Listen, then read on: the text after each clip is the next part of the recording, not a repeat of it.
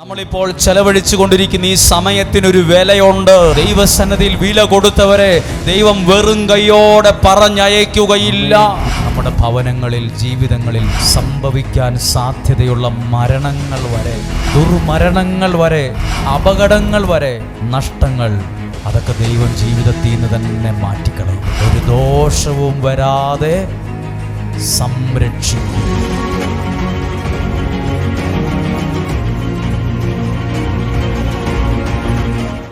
ദൈവവചനം സ്വീകരിക്കുന്ന ഈ സമയം ദൈവം നമ്മെ അനുഗ്രഹിക്കുന്ന സമയം കൂടിയാണ്. നിങ്ങൾ ഏതെല്ലാം കാര്യങ്ങളെ മനസ്സിൽ കണ്ട് പ്രാർത്ഥിക്കുന്നുവോ ആ വിഷയങ്ങളിലെല്ലാം ദൈവത്തിൻ്റെ കരം ശക്തമായി ഇടപെടുന്ന നല്ല അനുഭവങ്ങളുണ്ടാകട്ടെ. പരസ്പര പ്രാർത്ഥന കൊണ്ടും പരസ്പരമുള്ള സ്നേഹം കൊണ്ടും ഈ ലോകത്തെ, നമ്മുടെ കുടുംബത്തെ, ശുശ്രൂഷകളെ കുറേ കൂടി മനോഹരമാക്കാനുള്ള ഒരു വിളിയും തെരഞ്ഞെടുപ്പുമാണ് നമുക്ക് ഓരോരുത്തർക്കും ഉള്ളത്. പരസ്പരമുള്ള പ്രാർത്ഥന കൊണ്ടും പരസ്പരമുള്ള സ്നേഹം കൊണ്ടും ഈ ലോകത്തെ, നമ്മുടെ കുടുംബത്തെ, നമ്മുടെ ദേശത്തെ, ശുശ്രൂഷകളെയൊക്കെ കുറേ കൂടി മനോഹരമാക്കണം. ലോക സമാധാനത്തിന് വേണ്ടി പ്രാർത്ഥിക്കാം. രാജ്യങ്ങൾ തമ്മിലുള്ള യുദ്ധങ്ങൾ അവസാനിക്കുവാൻ, ഓരോ രാജ്യങ്ങളിലും സമാധാനം, സ്വസ്ഥത നിറയുവാൻ, രാജ്യങ്ങൾ തമ്മിലുള്ള ശത്രുതകൾ മാറിപ്പോകുവാൻ നമ്മളാൽ കഴിയുന്ന വിധത്തിൽ പ്രാർത്ഥിക്കുക. ഏറ്റവും മുമ്പിൽ നിൽക്കുന്ന ഒരാൾ മുതൽ ഏറ്റവും പിറകിൽ നിൽക്കുന്ന ഒരാൾ വരെ, സൈഡിൽ നിൽക്കുന്നവർ, താഴെ ചാപ്പലിലിരിക്കുന്നവർ, മുറ്റത്ത് ഇരിക്കുന്നവർ, എല്ലാവരെയും സ്നേഹത്തോടെ ഇപ്പോൾ നിങ്ങൾ വിശ്വാസത്തോടെ പ്രാർത്ഥിക്കുമ്പോൾ നിങ്ങൾ ചില കണ്ണുനീരിലാണോ? ചില കണ്ണുനീര്, നമ്മുടെ എല്ലാം ജീവിതങ്ങളിൽ ചില സങ്കടങ്ങളുണ്ട്, നമ്മളെ കരയിപ്പിക്കുന്ന ചില വിഷയങ്ങളുണ്ട്, നമ്മളെ ഭാരപ്പെടുത്തുന്ന ചില കാര്യമുണ്ട്. ഇന്ന് അതിനെല്ലാം ഒരു പരിഹാരമായി മാറണം.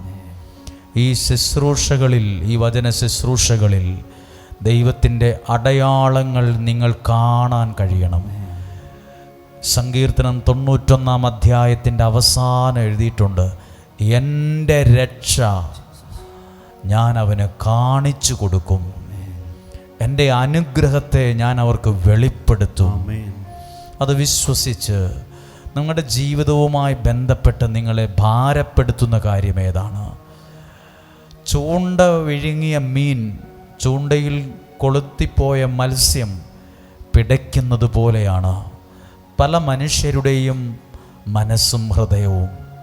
അത് പിടയ്ക്കുന്നുണ്ട്, ചില പിടച്ചിലുകളുണ്ട്.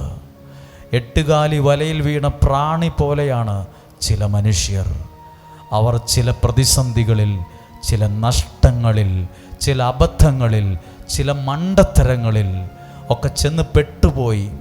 എട്ടുകാലി വലയിൽ വീണ പ്രാണി കണക്ക് അവിടെ കിടന്ന് ആ പ്രാണി പിടയ്ക്കുന്നത് പോലെയാ പല മനുഷ്യരും ഒന്ന് രക്ഷപ്പെടാൻ വേണ്ടി കിണഞ്ഞ് പരിശ്രമിച്ചുകൊണ്ടിരിക്കുന്നത്. എല്ലാവരും ശ്രദ്ധയോടെ കേൾക്കുമ്പോൾ, ചൂണ്ട വിഴുങ്ങിയ ഒരു മത്സ്യം ചത്തുപോയേക്കാം, എട്ടുകാലി വലയിൽ വീണ പ്രാണി അവിടെ കിടന്ന് അത് മരവിച്ചു പോയേക്കാം. എന്നാൽ ഇതുപോലെയുള്ള ഏതെങ്കിലും ഒരു അനുഭവം ഒരു ദൈവഭക്തനുണ്ടായാൽ, പ്രാർത്ഥിക്കുന്നവനുണ്ടായാൽ, അങ്ങനെ ഒരു പ്രതിസന്ധിയിൽ അവൻ തീരുമാനിക്കുന്നത് കണ്ണുനീരോടെ ചില നിമിഷങ്ങളിൽ ദൈവത്തോട് പ്രാർത്ഥിക്കാനാണ് തിരഞ്ഞെടുക്കുന്നതെങ്കിൽ എഴുതി വെച്ചുകൊള്ളുക. ഡയറിയിൽ എഴുതി വെച്ചോ, മറന്നുപോകാത്ത വിധത്തിൽ ഹൃദയത്തിൽ കുറിച്ചു വെച്ചോ. ദൈവം നിന്നെ രക്ഷിച്ചിരിക്കും. അവിടുന്ന് നൽകുന്ന രക്ഷ നിങ്ങൾ കാണുക തന്നെ ചെയ്യും, കാണുക തന്നെ ചെയ്യും. അത് വിശ്വസിച്ച് കണ്ണുകളൊക്കെ നടച്ച് ഏതെല്ലാം പ്രാർത്ഥനകൾ നിങ്ങളുണ്ടോ, വിശുദ്ധ ഗ്രന്ഥത്തിൽ പുറപ്പാട് പുസ്തകത്തിൽ എഴുതിയിട്ടുണ്ട്.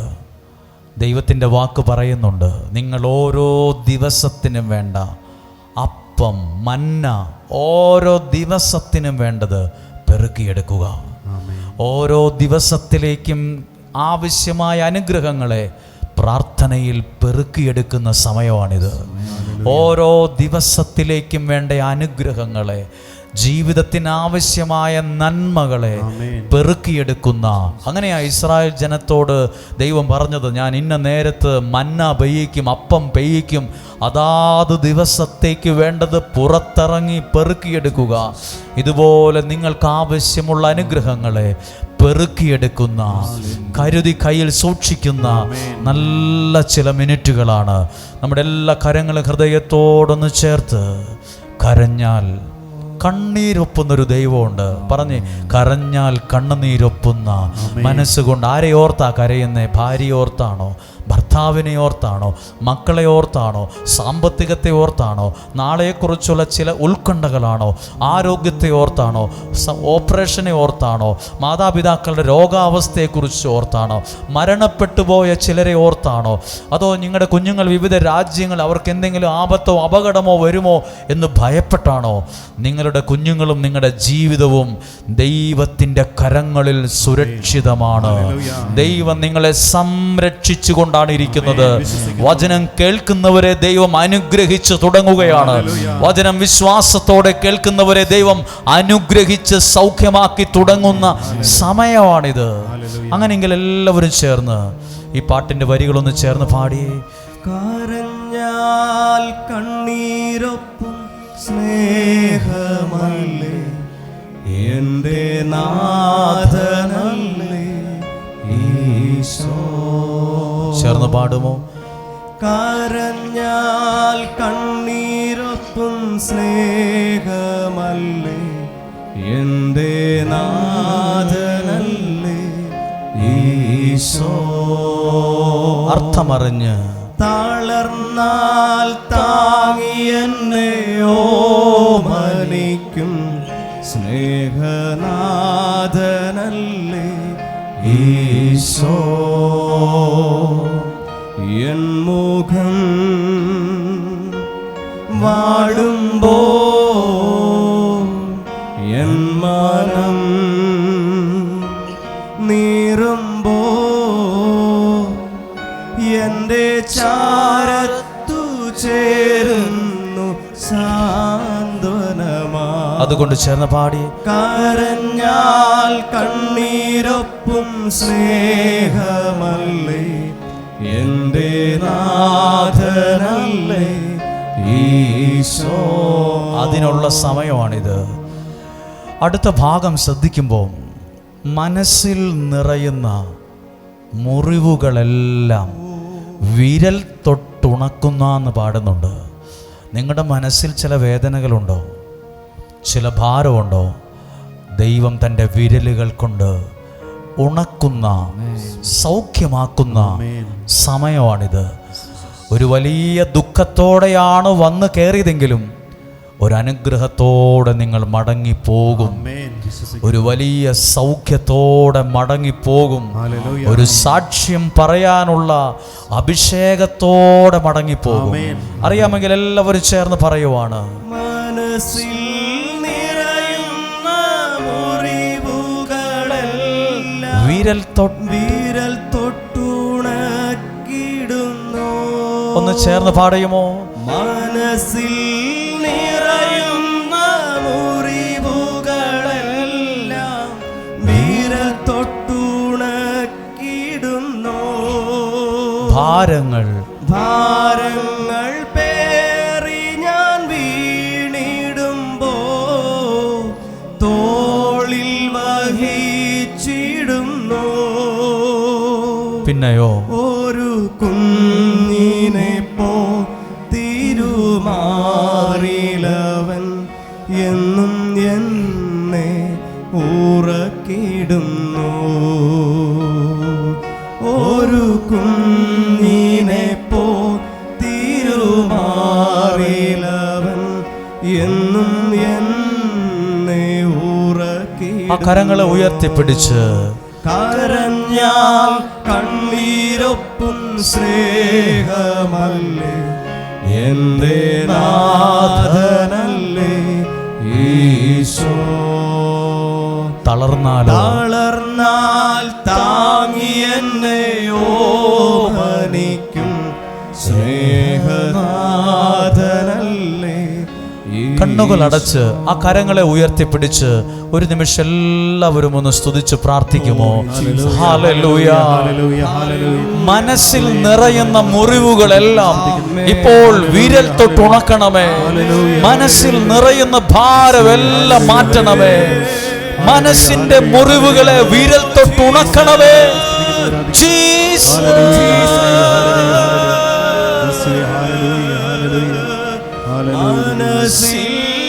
കരങ്ങളെ താഴ്ത്തി മുറിവുകളെല്ലാം വിരൽ തൊട്ടുണക്കിടുന്നു. അത് സംഭവിക്കണമേ. ഇവിടെ അത് സംഭവിക്കണമേ. ഈ പാടുന്നത് സംഭവിക്കണമേ. ഈ പാടുന്നത് സംഭവിക്കണമേ. ഈ പാടുന്നത് സംഭവിക്കണമേ. ുന്നു ഭാരങ്ങൾ പേറി ഞാൻ വീണിടുമ്പോ തോളിൽ വഹിച്ചിടുന്നു. ഒരു കുഞ്ഞിനെ പോലെ ഒരു കുഞ്ഞിനെ പോ തിരുമാറിലവൻ എന്നും എന്നെ ഉറക്കിടുന്നു. ഈശോ മിശിഹായുടെ എല്ലാ വാഗ്ദാനങ്ങൾക്കും ഞങ്ങൾ യോഗ്യരാകുവാൻ പരിശുദ്ധ മാതാവേ ഞങ്ങൾക്ക് വേണ്ടി അപേക്ഷിക്കണം. നമുക്കിരിക്കാം.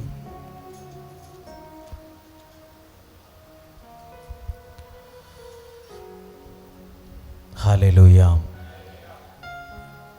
വളരെ സന്തോഷത്തോടെ നിങ്ങളെ സ്വാഗതം ചെയ്യുകയാണ്, പ്രാർത്ഥിക്കുന്നു. ഈ മാസത്തിൻ്റെ 2ാമത്തെ വെള്ളിയാഴ്ചയാണ്. നോമ്പുകാലത്തിലൂടെ കടന്നു പോകുന്ന സമയമാണ്. ഈ സമയത്ത് നിങ്ങൾ പ്രാർത്ഥിക്കാൻ മാറ്റിവെച്ച സമയത്തെ ഓർത്ത് ഞങ്ങൾ നന്ദി പറയുന്നു.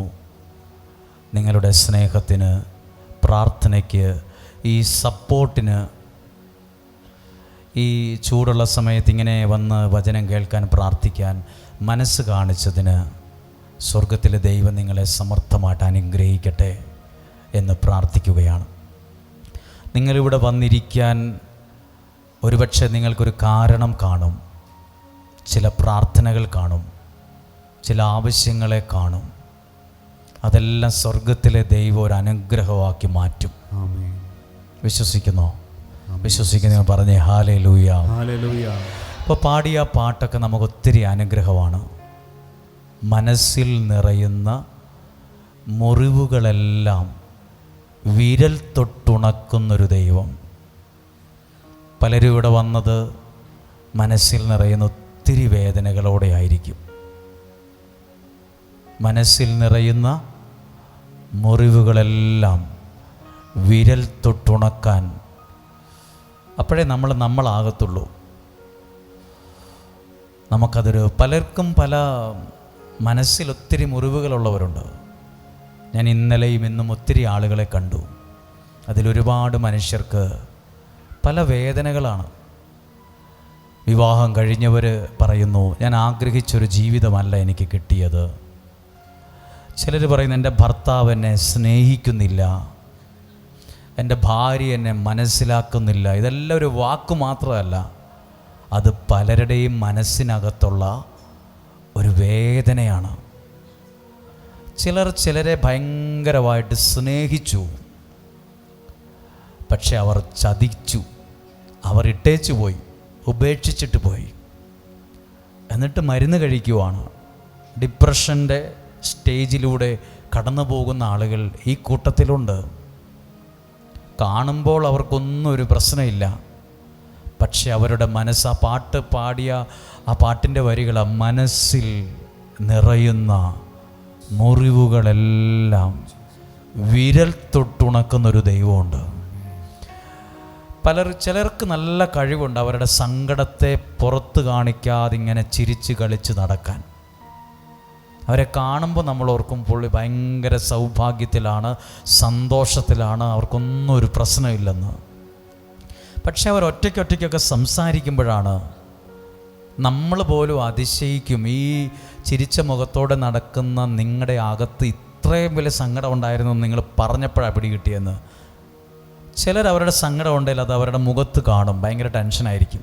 കാണുന്നവരൊക്കെ ചോദിക്കും, എന്താ മനസ്സ്, എന്താ മുഖം വല്ലാണ്ടിരിക്കുന്നത്, എന്തോ ഒരു ടെൻഷൻ ഉണ്ടല്ലോ, എന്തോ ഒരു പ്രയാസം ഉണ്ടല്ലോ. ചിലർ പിടുത്തം കൊടുക്കത്തില്ല. ഇതിനകത്തുണ്ട്. ഇന്ന് ശുശ്രൂഷയെ പങ്കെടുക്കുമ്പോൾ മനസ്സിൽ നിറയുന്ന എല്ലാ മുറിവുകളും, മനസ്സിലുള്ള മുറിവുകൾ. എന്നോട് ഇന്നലെ ഒരാൾ പറഞ്ഞതാണ്, ആ കൊച്ചിനോട് പറഞ്ഞു, തൻ്റെ മകളോട് അപ്പൻ പറഞ്ഞു, നീ ആ ഫോണ് അവിടെ വച്ചേച്ച് പഠിക്ക്, പരീക്ഷയല്ലേ. അതിഷ്ടപ്പെട്ടില്ല. ആ ഫോണ് അവരുടെ വീട്ടിലെ ടി വിയിലേക്ക് എറിഞ്ഞ് ടി വി പൊട്ടിച്ച് കളഞ്ഞു. മകനല്ല, മകൾ. ഇന്നലെയാണ് ഒരപ്പൻ പറഞ്ഞു, എൻ്റെ മകൻ എന്നെ ഈ മുഖത്തടിച്ചു. മകൻ എന്നെ അടിച്ചതെനിക്ക് മനസ്സിൽ, അത് പറഞ്ഞ് കരയുവാണ്. മകൻ എന്നെ അടിച്ചു. മകളോട് നിനക്ക് പരീക്ഷയല്ലേ, ഫോൺ അവിടെ വച്ചിട്ട് പോയി പഠിക്കുന്നു പറയുമ്പോൾ അതിഷ്ടപ്പെട്ടില്ല. ദേഷ്യം കൊണ്ട് ഫോൺ അവരുടെ വിലയുള്ള ടി വിക്ക് എറിഞ്ഞ് ടി വിയും പൊട്ടി, ഫോണും പോയി. ഇന്നലെയും ഇന്നും പറഞ്ഞ ചില മനുഷ്യരുടെ സങ്കടങ്ങളാണ് ഇതൊക്കെ അവരുടെ സങ്കടം അവരുടെ മുഖത്ത് മാത്രമല്ല, ഈ പാടിയ പാട്ട് പോലെയാ, മനസ്സിൽ അതൊക്കെ ചില മുറിവുകളാണ്, വിഷമങ്ങളാണ്. കല്യാണം കഴിച്ച വീട്ടിൽ, ചെന്ന് കയറിയ വീട്ടിൽ അവിടെ നിന്നുണ്ടായ ദുരനുഭവങ്ങൾ, അവിടുത്തെ അമ്മ ചെയ്തത്, സഹോദരൻ ചെയ്തത്, അവരെല്ലാം കൂട്ടം കൂട്ടമായി ഒറ്റപ്പെടുത്തിയത്, പല കാര്യകാരണങ്ങളില്ലാതെ കുറ്റം പറഞ്ഞ് വിധിച്ചത്, സഹായിക്കേണ്ട സമയത്ത് പലരും സഹായിക്കാതെ അങ്ങ് മുഖം തിരിച്ചതൊക്കെയും മനസ്സിനകത്തുള്ള മുറിവുകളാണ്. ഇവിടെ ഇരുന്ന് പ്രാർത്ഥിക്കുമ്പോഴേ നിങ്ങളും പ്രാർത്ഥിക്കുക, എൻ്റെ മനസ്സിലും കുറേ മുറിവുകളുണ്ട് കർത്താവേ. എൻ്റെ വീട്ടിൽ നിന്ന് കിട്ടിയത്, എൻ്റെ കുടുംബത്തിൽ നിന്ന്, കുടുംബ സാഹചര്യങ്ങളിൽ നിന്നുണ്ടായത്, ഇടപാടുകളിൽ നിന്നുണ്ടായത്, കൂടെ നിന്ന് ചതിച്ചവർ, നിങ്ങളുടെ കരങ്ങളെ ആ ഹൃദയത്തോട് ചേർത്ത് വച്ച് നിങ്ങളും പറ, എൻ്റെ മനസ്സിൽ കുറേ ആൾക്കാരെ ഞാൻ വിശ്വസിച്ച്, കുറേ ആൾക്കാരെ ഞാൻ 100% സ്നേഹിച്ച്, ചില ആൾക്കാരെ ഞാൻ 101% വിശ്വസിച്ച്, പക്ഷെ അവർ എന്നെ ചതിച്ചു, എന്നെ ഇട്ടേച്ച് പോയി. പുറമേ ഒന്നും എനിക്കൊരു ക്ഷീണവും ഇല്ല, പക്ഷെ എൻ്റെ മനസ്സിപ്പോൾ പലതായി മുറിഞ്ഞിട്ടുണ്ട്. അങ്ങനെയെങ്കിൽ ഒരു പ്രാവശ്യം ആ പാട്ട് പാടും കേട്ടോ. മനസ്സിൽ നിറയുന്ന മുറിവുകളെല്ലാം വിരൽ തൊട്ടുണക്കണമേ. ഇന്ന് നിങ്ങൾക്കൊരു സൗഖ്യത്തിൻ്റെ ദിവസമാകട്ടെ. ആരോഗ്യമുള്ളൊരു ശരീരവും ആരോഗ്യമുള്ളൊരു മനസ്സ് നിങ്ങൾക്കുണ്ടാകട്ടെ. ഇത് രണ്ടും പ്രധാനപ്പെട്ടതാ. ആരോഗ്യമുള്ളൊരു ശരീരം പോലെ തന്നെ പ്രധാനപ്പെട്ട ഒന്നാണ് ആരോഗ്യമുള്ളൊരു മനസ്സ്. ആരോഗ്യമുള്ള ശരീരം പോലെ ഗൗരവമുള്ളതാ ആരോഗ്യമുള്ള മനസ്സ്. അങ്ങനെയെങ്കിൽ എല്ലാവരും ഒന്ന് പാടിയേ. മനസ്സിൽ നിറയുന്ന മുറിവുകളെല്ലാം വിരൽ തൊട്ട് അതിന്ന് സംഭവിക്കണമേ കർത്താവ്. ശബ്ദമുയർത്തി ഒന്ന് പറയാമോ? മനസ്സിൽ നിറയുന്ന മുറിവുകളെല്ലാം അത് ഞങ്ങൾ പ്രാർത്ഥിക്കുകയാണ്. അത് സംഭവിക്കണം, ഇവിടെ അത് സംഭവിക്കണം. മനസ്സിൽ നിറയുന്ന മുറിവുകൾ വിരൽ തൊട്ടുണക്കിടുന്നു. ഭാരങ്ങൾ പേറി ഞാൻ വീണിടുമ്പോ തോളിൽ വഹിച്ചിടുന്നു. ഒരു കുഞ്ഞിനെ പോ തിരുമാറിലവൻ എന്നും എന്നെ ഉറക്കിടുന്നു. ഒന്ന് ചേർന്ന് പറഞ്ഞേ ഹല്ലേലൂയ. ഒരു കരം ഉയർത്തി ഒന്ന് പറയുമോ? ഹല്ലേലൂയ. നല്ലൊരു വചനം നമ്മൾ കേൾക്കുകയാണ്, ആ വചനത്തിലൂടെ പ്രാർത്ഥിക്കുകയാണ്. വിശുദ്ധ യോഹന്നാൻ്റെ സുവിശേഷം 2-ാം അധ്യായം 1-2 വാക്യങ്ങൾ മാത്രം ഒരു ആമുഖം പോലെ പ്രസംഗിക്കുകയാണ്. വിശുദ്ധ യോഹന്നാൻ്റെ സുവിശേഷം 2-ാം അധ്യായം 1-2 വാക്യങ്ങൾ.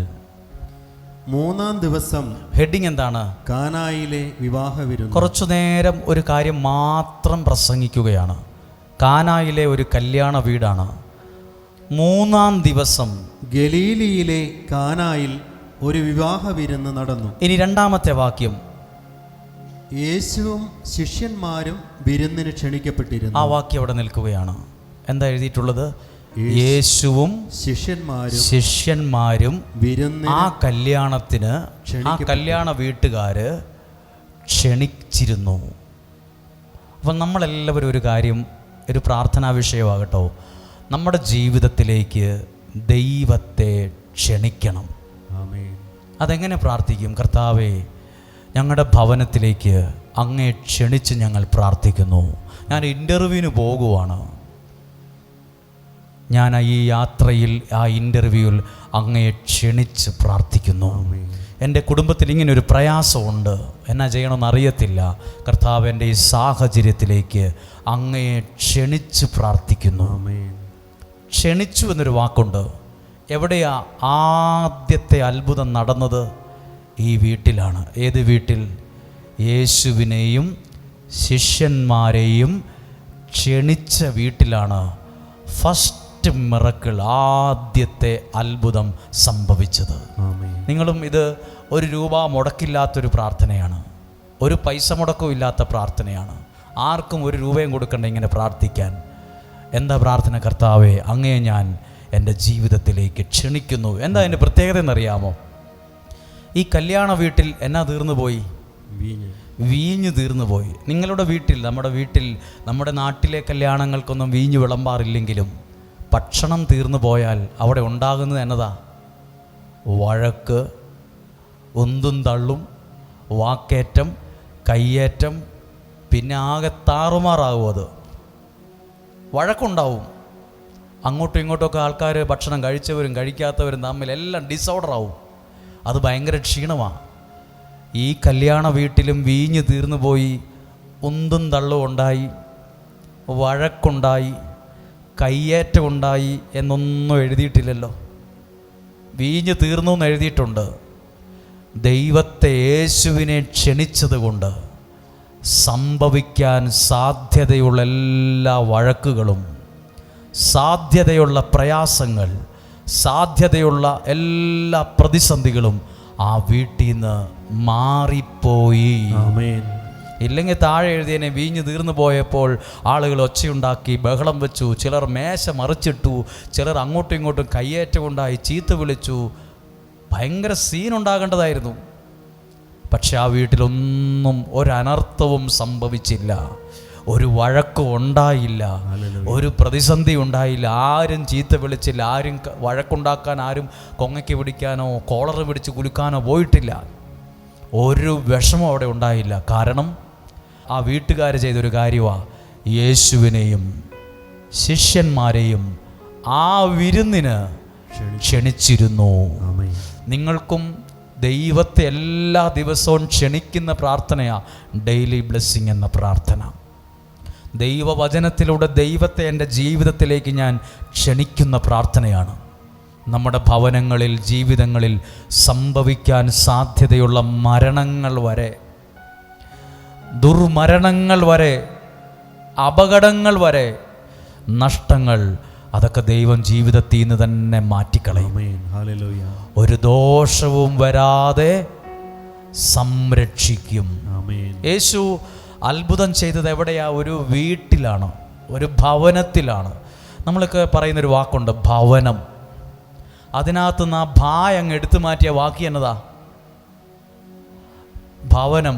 ഭാ വ നം. ഭാ അങ്ങ് മാറിയ വാക്ക് എന്നതാ? വനം. നമ്മുടെയൊക്കെ വീട് ചിലപ്പോൾ വനം പോലെയാവും. എന്താ വനത്തിൻ്റെ പ്രത്യേകത? അവിടെ സിംഹം പുലിയെ ആക്രമിക്കും. കടുവ മുയലിനെ ആക്രമിക്കും. അവിടെ ആക്രമണമാണ്, അവിടെ ഉപദ്രവമാണ്, അവിടെ വലിച്ചു കീറും. വനത്തിൽ എന്തൊക്കെയുണ്ടോ അതൊക്കെ നമ്മുടെ ജീവിതത്തിൽ വരരുത്. വനത്തിൽ ആരൊരു നിയന്ത്രണവും ഇല്ല, തോന്നിയതുപോലെ വളരും, എല്ലാം വളരും.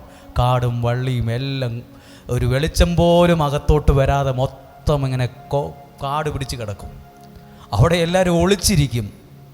പുലി ഒളിച്ചിരിക്കും മാനിനെ പിടിക്കാൻ, ജീവനം കൊണ്ട് ഓടും. നമ്മുടെ വീട്ടിലും നമ്മുടെ വീടുകളിൽ ചിലത് ഇന്ന് വനം പോലെയാണ്. ഭർത്താവിനെ പേടിച്ച് ഭാര്യ ഓടുന്നു, ഭർത്താവിനെ പേടിച്ച് മക്കൾ ഓടുന്നു.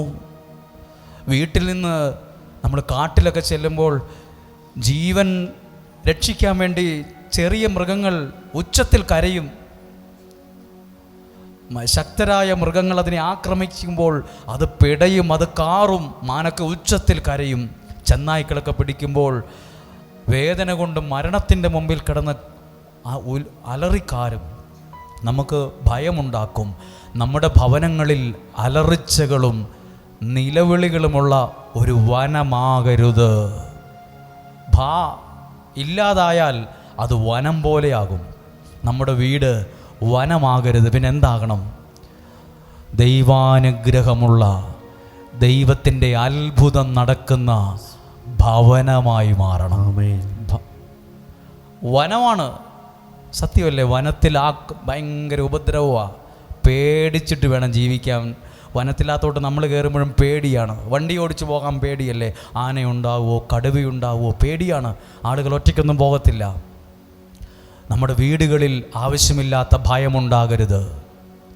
നമ്മുടെ വീട് വനമാകേണ്ടതല്ല, അത് ദൈവാനുഗ്രഹമുള്ള, സ്നേഹമുള്ള, അണ്ടർസ്റ്റാൻഡിങ് ഉള്ള. ഇന്ന് പല ആളുകളും പറയുന്നുണ്ട് പുള്ളിക്ക് സ്നേഹമൊക്കെ ഉണ്ട്, പക്ഷെ പുള്ളിക്ക് ഒരു അണ്ടർസ്റ്റാൻഡിങ് ഇല്ലെന്ന്. ഇന്ന് സ്നേഹം പോലെ പ്രധാനപ്പെട്ട ഒന്നാണ് പരസ്പരം മനസ്സിലാക്കാനുള്ള കഴിവ്. പരസ്പരം മനസ്സിലാക്കാൻ. ഭാര്യ ഭർത്താവിനെ, ഭർത്താവ് ഭാര്യയെ മനസ്സിലാക്കണം. മനസ്സിൽ കൊണ്ടുവരുന്നതിന് ആ വാക്കിൽ തന്നെയുണ്ട് അർത്ഥം. മനസ്സിലാക്കുക എന്ന് പറഞ്ഞാൽ മനസ്സിൽ ആക്കുക, ആളെ മനസ്സിലാകുക. നല്ലൊരു സമാധാനമുള്ളൊരു കുടുംബത്തിന് വേണ്ടി പ്രാർത്ഥിച്ച് നമ്മുടെ വീട്, നമ്മുടെ ഈ വചനം കേൾക്കുന്ന ഒരാളുടെയും വീട് വനം പോലെ ആകല്ല് എന്നും. ചില മക്കൾ പറയുക, എങ്ങനെയായാലും +2 കഴിഞ്ഞ് ഞങ്ങളെ ഹോസ്റ്റലിൽ കൊണ്ടാക്കിയരെ. ഞങ്ങളെ എവിടെയാണെന്ന് വെച്ചാൽ ഞങ്ങൾ പോവുകയാണ്. എന്താണ് പോകുന്നത്? വീട്ടിൽ എൻ്റെ പപ്പായും മമ്മിയും വഴക്കല്ലേ, എന്നും അവർ വഴക്കാണ്, അങ്ങോട്ടും ഇങ്ങോട്ടും ഉപദ്രവമാണ്. അതുകൊണ്ട് മക്കൾ ഇച്ചിരി ആരോഗ്യമാകുമ്പോൾ വീട്ടിൽ നിന്ന് ഓടി രക്ഷപ്പെടാൻ നോക്കും. ഏതെങ്കിലും രാജ്യത്ത് പോകാം, ഹോസ്റ്റലിലാണെ ഹോസ്റ്റലിൽ ഞങ്ങൾ മാറി നിന്നോളാം. ഇത് കണ്ടു മടുത്തു. ജീവിതത്തിൽ തെറ്റായ തീരുമാനങ്ങൾ എടുക്കുന്ന മക്കളുണ്ട്. കാരണം അവരുടെ വീട് അവർ കാണുന്നൊരു വനം പോലെയാണ്. എപ്പോഴും അടിയും വഴക്കും ചീത്തവിളിയും ഉപദ്രവങ്ങളും ഓട്ടവും, പെരയ്ക്ക് ചുറ്റും ഓട്ടവും, വീട്ടിൽ നിന്ന് ഇറങ്ങി ഓട്ടവും. നമ്മുടെ ഭവനങ്ങളൊന്നും വനമാകരുത്. പിന്നെയോ അത് ഭവനമാകണം. ദൈവാനുഗ്രഹമുള്ള വീടിൻ്റെ പേരാണ് ഭവനം. നമ്മൾ എഴുതിയില്ലേ, ഇത് ദൈവത്തിൻ്റെ ഭവനമാണ്. ഈ ഭവനം യേശുവിൽ വിശ്വസിച്ചാൽ നീയും നിൻ്റെ ഭവനവും കുടുംബവും രക്ഷ പ്രാപിക്കും. ഭവനമാകട്ടെ. നിങ്ങളുടെ വീടിനെ ഒന്ന് ഓർത്തേ. നിങ്ങളുടെ വീട്ടിൽ ആരൊക്കെ ഉണ്ട്? എല്ലാവരും തമ്മിൽ സ്നേഹമാണോ? പരസ്പരം മിണ്ടിയിട്ട് എത്ര നാളായി? കുറേ നാളായില്ലേ അവരോട് മുഖം വീർപ്പിച്ചിരിക്കാൻ തുടങ്ങിയിട്ട്? ക്ഷമിക്കാൻ സമയമായി, മാറാൻ സമയമായി. വനമാക്കരുത്. പിന്നെ കയ്യിൽ നിന്ന് കൈ വിട്ടുപോകും പലതും. പലരും വാശിയും ദേഷ്യവും കാണിച്ച് അവരുടെ കയ്യിൽ നിന്ന് പലതും പോയി. അവരെല്ലാം പലതായി അവരുടെ മനസ്സുകൾ താളുമറിയുന്നത് പോലെ മനസ്സ് മറിഞ്ഞു പോവും. പിന്നെ നിങ്ങളുടെ കയ്യിൽ നിൽക്കണമെന്നില്ല ഒന്നും. അവരുടെ മനസ്സൊക്കെ ഒത്തിരി മാറിപ്പോയിരിക്കുന്നു. നിങ്ങളുടെ പ്രിയപ്പെട്ടവരുടെ മനസ്സ് മാറിപ്പോകാതിരിക്കാൻ ശ്രദ്ധിച്ചോണം. പിന്നെ നമ്മുടെ കയ്യിൽ അത് നിൽക്കത്തില്ല. പിന്നെ കുറേ കൗൺസിലിങ്ങിന് പോയിട്ടൊന്നും കാര്യമില്ല. അത് കയ്യിൽ നിന്ന് ആ പേജ് മറിഞ്ഞ് ഒരുപാട് പേജുകൾ അപ്പുറത്തെത്തിക്കഴിഞ്ഞു. വലിയ പാടാണ് തിരിച്ചു മറിച്ച് കൊണ്ടുവരാൻ. ഉൾക്കൊള്ളാൻ പാടാണ്. ഒന്നും ദൈവം നൽകിയതൊന്നും കൈവിട്ട് കളയരുത്. കൈമോശം വരാതെ ഇരിക്കാൻ ശ്രദ്ധിക്കണം. ദൈവം നൽകിയ പലതും പലരുടെയും കയ്യിൽ നിന്ന് പോയി, അത് നഷ്ടപ്പെട്ടു പോയി, അത് കൈമോശം വന്നു പോയി, കയ്യിൽ നിന്ന് പോയി. അത് തിരിച്ചു പിടിക്കാൻ ഒത്തിരി ശ്രമിക്കുന്നവരുണ്ട്, പ്രാർത്ഥിക്കുന്നവരുണ്ട്. ഒരു നിമിഷം നിങ്ങളും പ്രാർത്ഥിച്ച് നിങ്ങളുടെ വീട്, നിങ്ങളുടെ ഭവനം ഒരു വനമാകല്ല്. ഭവനം വനമാകല്ലെന്ന്. അവിടെ ഉപദ്രവമാണ്, അവിടെ കീറിമുറിക്കലാണ്, വലിച്ചു കീറലാണ് വനത്തിൽ. അവിടെ അലറിച്ചകളും നിലവിളിയും കാറിച്ചകളും ഒക്കെയാണ്, പേടിയാണ്, ഭയമാണ്, മനുഷ്യർക്ക് പോലും ഭയമാണ്. കാട്, വനം. നമ്മുടെ വീട് ദൈവത്തിൻ്റെ ഭവനമാകാൻ ഇവിടെ ഇരുന്ന് നിങ്ങളുടെ വീടിന് വേണ്ടി പ്രാർത്ഥിച്ച്. നിങ്ങൾക്കറിയാമല്ലോ നിങ്ങളുടെ വീട്ടിലേക്ക് പോകുന്ന വഴി, നിങ്ങൾക്കറിയാമല്ലോ വീടിൻ്റെ ആ മുറ്റം, നിങ്ങൾക്കറിയാമല്ലോ ആ വീടിൻ്റെ തിണ്ണ, നിങ്ങൾക്കറിയാതല്ലോ അതിൻ്റെ ഓരോ മുറികളും അടുക്കളയും ചുറ്റുവട്ടവും ഒക്കെ അറിയാമല്ലോ. ആ വീടിനെ മനസ്സിൽ കണ്ട് പ്രാർത്ഥിച്ച്, കർത്താവേ എൻ്റെ ഈ വീടിനെ ദൈവത്തിൻ്റെ സ്നേഹമുള്ള, ദൈവത്തിൻ്റെ കരുണയുള്ള ഒരു ഭവനമാക്കി മാറ്റണേ എന്ന് പ്രാർത്ഥിച്ച്. അത് ദൈവത്തിൻ്റെ ഭവനമാകും. പ്രാർത്ഥനയില്ലാതിരുന്നാൽ, പരസ്പരം സ്നേഹമില്ലാതായാൽ, പരസ്പരം മത്സരിക്കാൻ തുടങ്ങിയാൽ അത് വനം പോലെയാകും, അത് കാട് പോലെയാകും. തോന്നിയതുപോലെ ഒരു നിമിഷം നിങ്ങൾക്ക് സാധ്യമെങ്കിൽ ആ കരങ്ങളെ ഉയർത്തിപ്പിടിച്ച്, പറ്റുവാണെങ്കിൽ നിങ്ങൾ കണ്ണുകൾ അടച്ച് നിങ്ങളുടെ വീടിന് വേണ്ടി ഒന്ന് പ്രാർത്ഥിച്ച്. നിങ്ങളുടെ വീട് അനുഗ്രഹിക്കപ്പെടേണ്ടത്. ലോകത്തിൽ സമാധാനം ഉണ്ടാകാൻ വേണ്ടി പ്രാർത്ഥിച്ചു, കുടുംബത്തിൽ സമാധാനം ഉണ്ടാകാൻ വേണ്ടി പ്രാർത്ഥിക്കണ്ടേ? നമ്മുടെ കുടുംബത്തിൽ സമാധാനമുള്ള ഒരു അന്തരീക്ഷം ഉണ്ടാകാൻ, ഞങ്ങളുടെ ഭവനം ഒരു വനമാകരുത്, നമ്മുടെ വീട് ഒരു കാട് പോലെ ആകരുത്. നമ്മുടെ വീട് ദൈവാനുഗ്രഹമുള്ള, ദൈവത്തിൻ്റെ സ്നേഹം കൊണ്ട് സ്നേഹിച്ചു കൊണ്ടിരിക്കുന്ന അംഗങ്ങൾ നമ്മുടെ വീട്ടിൽ വേണം. ഒരു നിമിഷം സ്തുതിച്ച് പ്രാർത്ഥിച്ച്, ഹല്ലേലൂയ, യേശുവിൻ നാമത്തിൽ ഞങ്ങളുടെ ഭവനത്തെ, കുടുംബ സാഹചര്യങ്ങളെ എല്ലാം സമർപ്പിച്ച് പ്രാർത്ഥിക്കുന്നു. യേശുവിനെ ഞങ്ങളുടെ ജീവിതത്തിലേക്ക് ക്ഷണിച്ചുകൊണ്ട് പ്രാർത്ഥിക്കുന്നു, ക്ഷണിച്ചു പ്രാർത്ഥിക്കുന്നു. ഹല്ലേലൂയ. കരങ്ങളെ താഴ്ത്താം. ഹല്ലേലൂയ. നിങ്ങളുടെ വീടിനെ ദൈവം സമൃദ്ധമായിട്ട് അനുഗ്രഹിക്കട്ടെ. ഇന്ന് വളരെ പ്രധാനപ്പെട്ടൊരു വാക്യമൊക്കെ വായിച്ച് നിങ്ങളോട് പറയുവാൻ ആഗ്രഹമുണ്ട്. എല്ലാവരും പ്രതീക്ഷയോടെ ഈ വാക്കുകൾ കേൾക്കാം. നിങ്ങളുടെ വീടുകളിൽ ചെല്ലുമ്പോൾ ഇത് ഒക്കുന്ന സമയത്ത് പറ്റുവാണെങ്കിൽ വായിച്ചു നോക്കണം. 1 രാജാക്കന്മാരുടെ പുസ്തകം 19-ാം അധ്യായം 19 മുതലുള്ള വാക്യമാണ് ഒന്ന് വായിക്കുന്നത്. അത് ഏലിയായും ഏലീഷായുമാണ്. 2 വ്യക്തികളാണ്. ദൈവീകമായി നിൽക്കുന്ന ദൈവ മനുഷ്യരായ 2 പേരെക്കുറിച്ച് എഴുതിയിട്ടുണ്ട്. ഏലിയ പ്ലസ് ഏലീഷ. ഒന്ന് വായിക്കുകയാണ് ഈ വാക്യം. 19-ാം അധ്യായം 19-ാമത്തെ വാക്യം.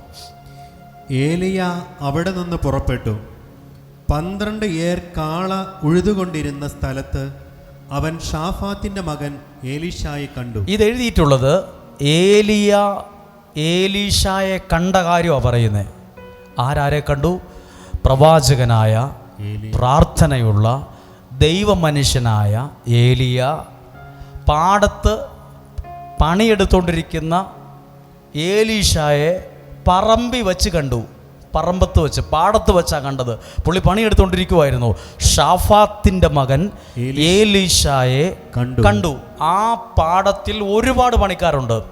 അതിൻ്റെ 12ാമത്തെ നിരയിലായിരുന്നു ഏലീഷ ഉള്ളത്. ശ്രദ്ധിക്കണം, ധാരാളം പണിക്കാർ പാടത്ത് പണിയെടുത്തുകൊണ്ടിരിക്കുമ്പോൾ അതിൻ്റെ 12ാമത്തെ നിരയിലാണ് ആര് നിന്നത്? ഏലീഷ. അപ്പോൾ ആരെ കണ്ടു? ദൈവ മനുഷ്യനായ ഏലിയ 12ാമത്തെ നിരയിൽ നിൽക്കുന്ന ഏലീഷായെ കണ്ടു. വായിച്ചേ. അവൻ 12ാമത്തെ നിരയിലായിരുന്നു. പണിയെടുത്തോണ്ടിരിക്കുന്നവൾ 12ാമത്തെ നിരയിലായിരുന്നു. ഏലിയ അവന്റെ സമീപത്തുകൂടെ നടന്നു പോകുമ്പോൾ, അപ്പോൾ പാടത്ത് പണിയെടുക്കുമ്പോൾ ഏലിയ ഏലീഷായുടെ സമീപത്തുകൂടെ നടന്നുപോയി തൻ്റെ ദേഹത്ത് കിടന്ന കോട്ട്, ദേഹത്തുണ്ടായിരുന്ന ഒരു മേലങ്കി എടുത്ത് അവന്റെ മേലിട്ടു. ഏലീഷായുടെ മേൽ അങ്ങിട്ടു. ഇദ്ദേഹം എന്തെടുക്കുവാണ്? പാടത്ത് 12ാമത്തെ നിരയിൽ പണിയെടുത്തുകൊണ്ടിരിക്കുവാണ്. അവിടെ ഒരുപാട് ആളുണ്ട്. ആരുടെ മേത്തല്ല? ഏലീഷായുടെ മേത്ത്, ഏലിയായുടെ ദേഹത്തുണ്ടായിരുന്ന കോട്ട്. നിങ്ങൾക്ക് മനസ്സിലാകാൻ വേണ്ടിയാണ് അത് പറയുന്നത്. ആ കോട്ട് ആരുടെ മേത്തിട്ടു? ഏലീഷായുടെ മേൽ ഇട്ടു. ഉടനെ അവൻ കാളകളെ വിട്ട് ഏലിയായുടെ പിന്നാലെ ഇനി ശ്രദ്ധിക്കണം, ദൈവ മനുഷ്യനായ ഒരാൾ, ആ വ്യക്തി ഇട്ടുകൊടുത്തൊരു കോട്ട്, ഒരു മേലങ്കി എന്തു വിലയോടെയാണ് ഈ വ്യക്തി സ്വീകരിച്ചത്.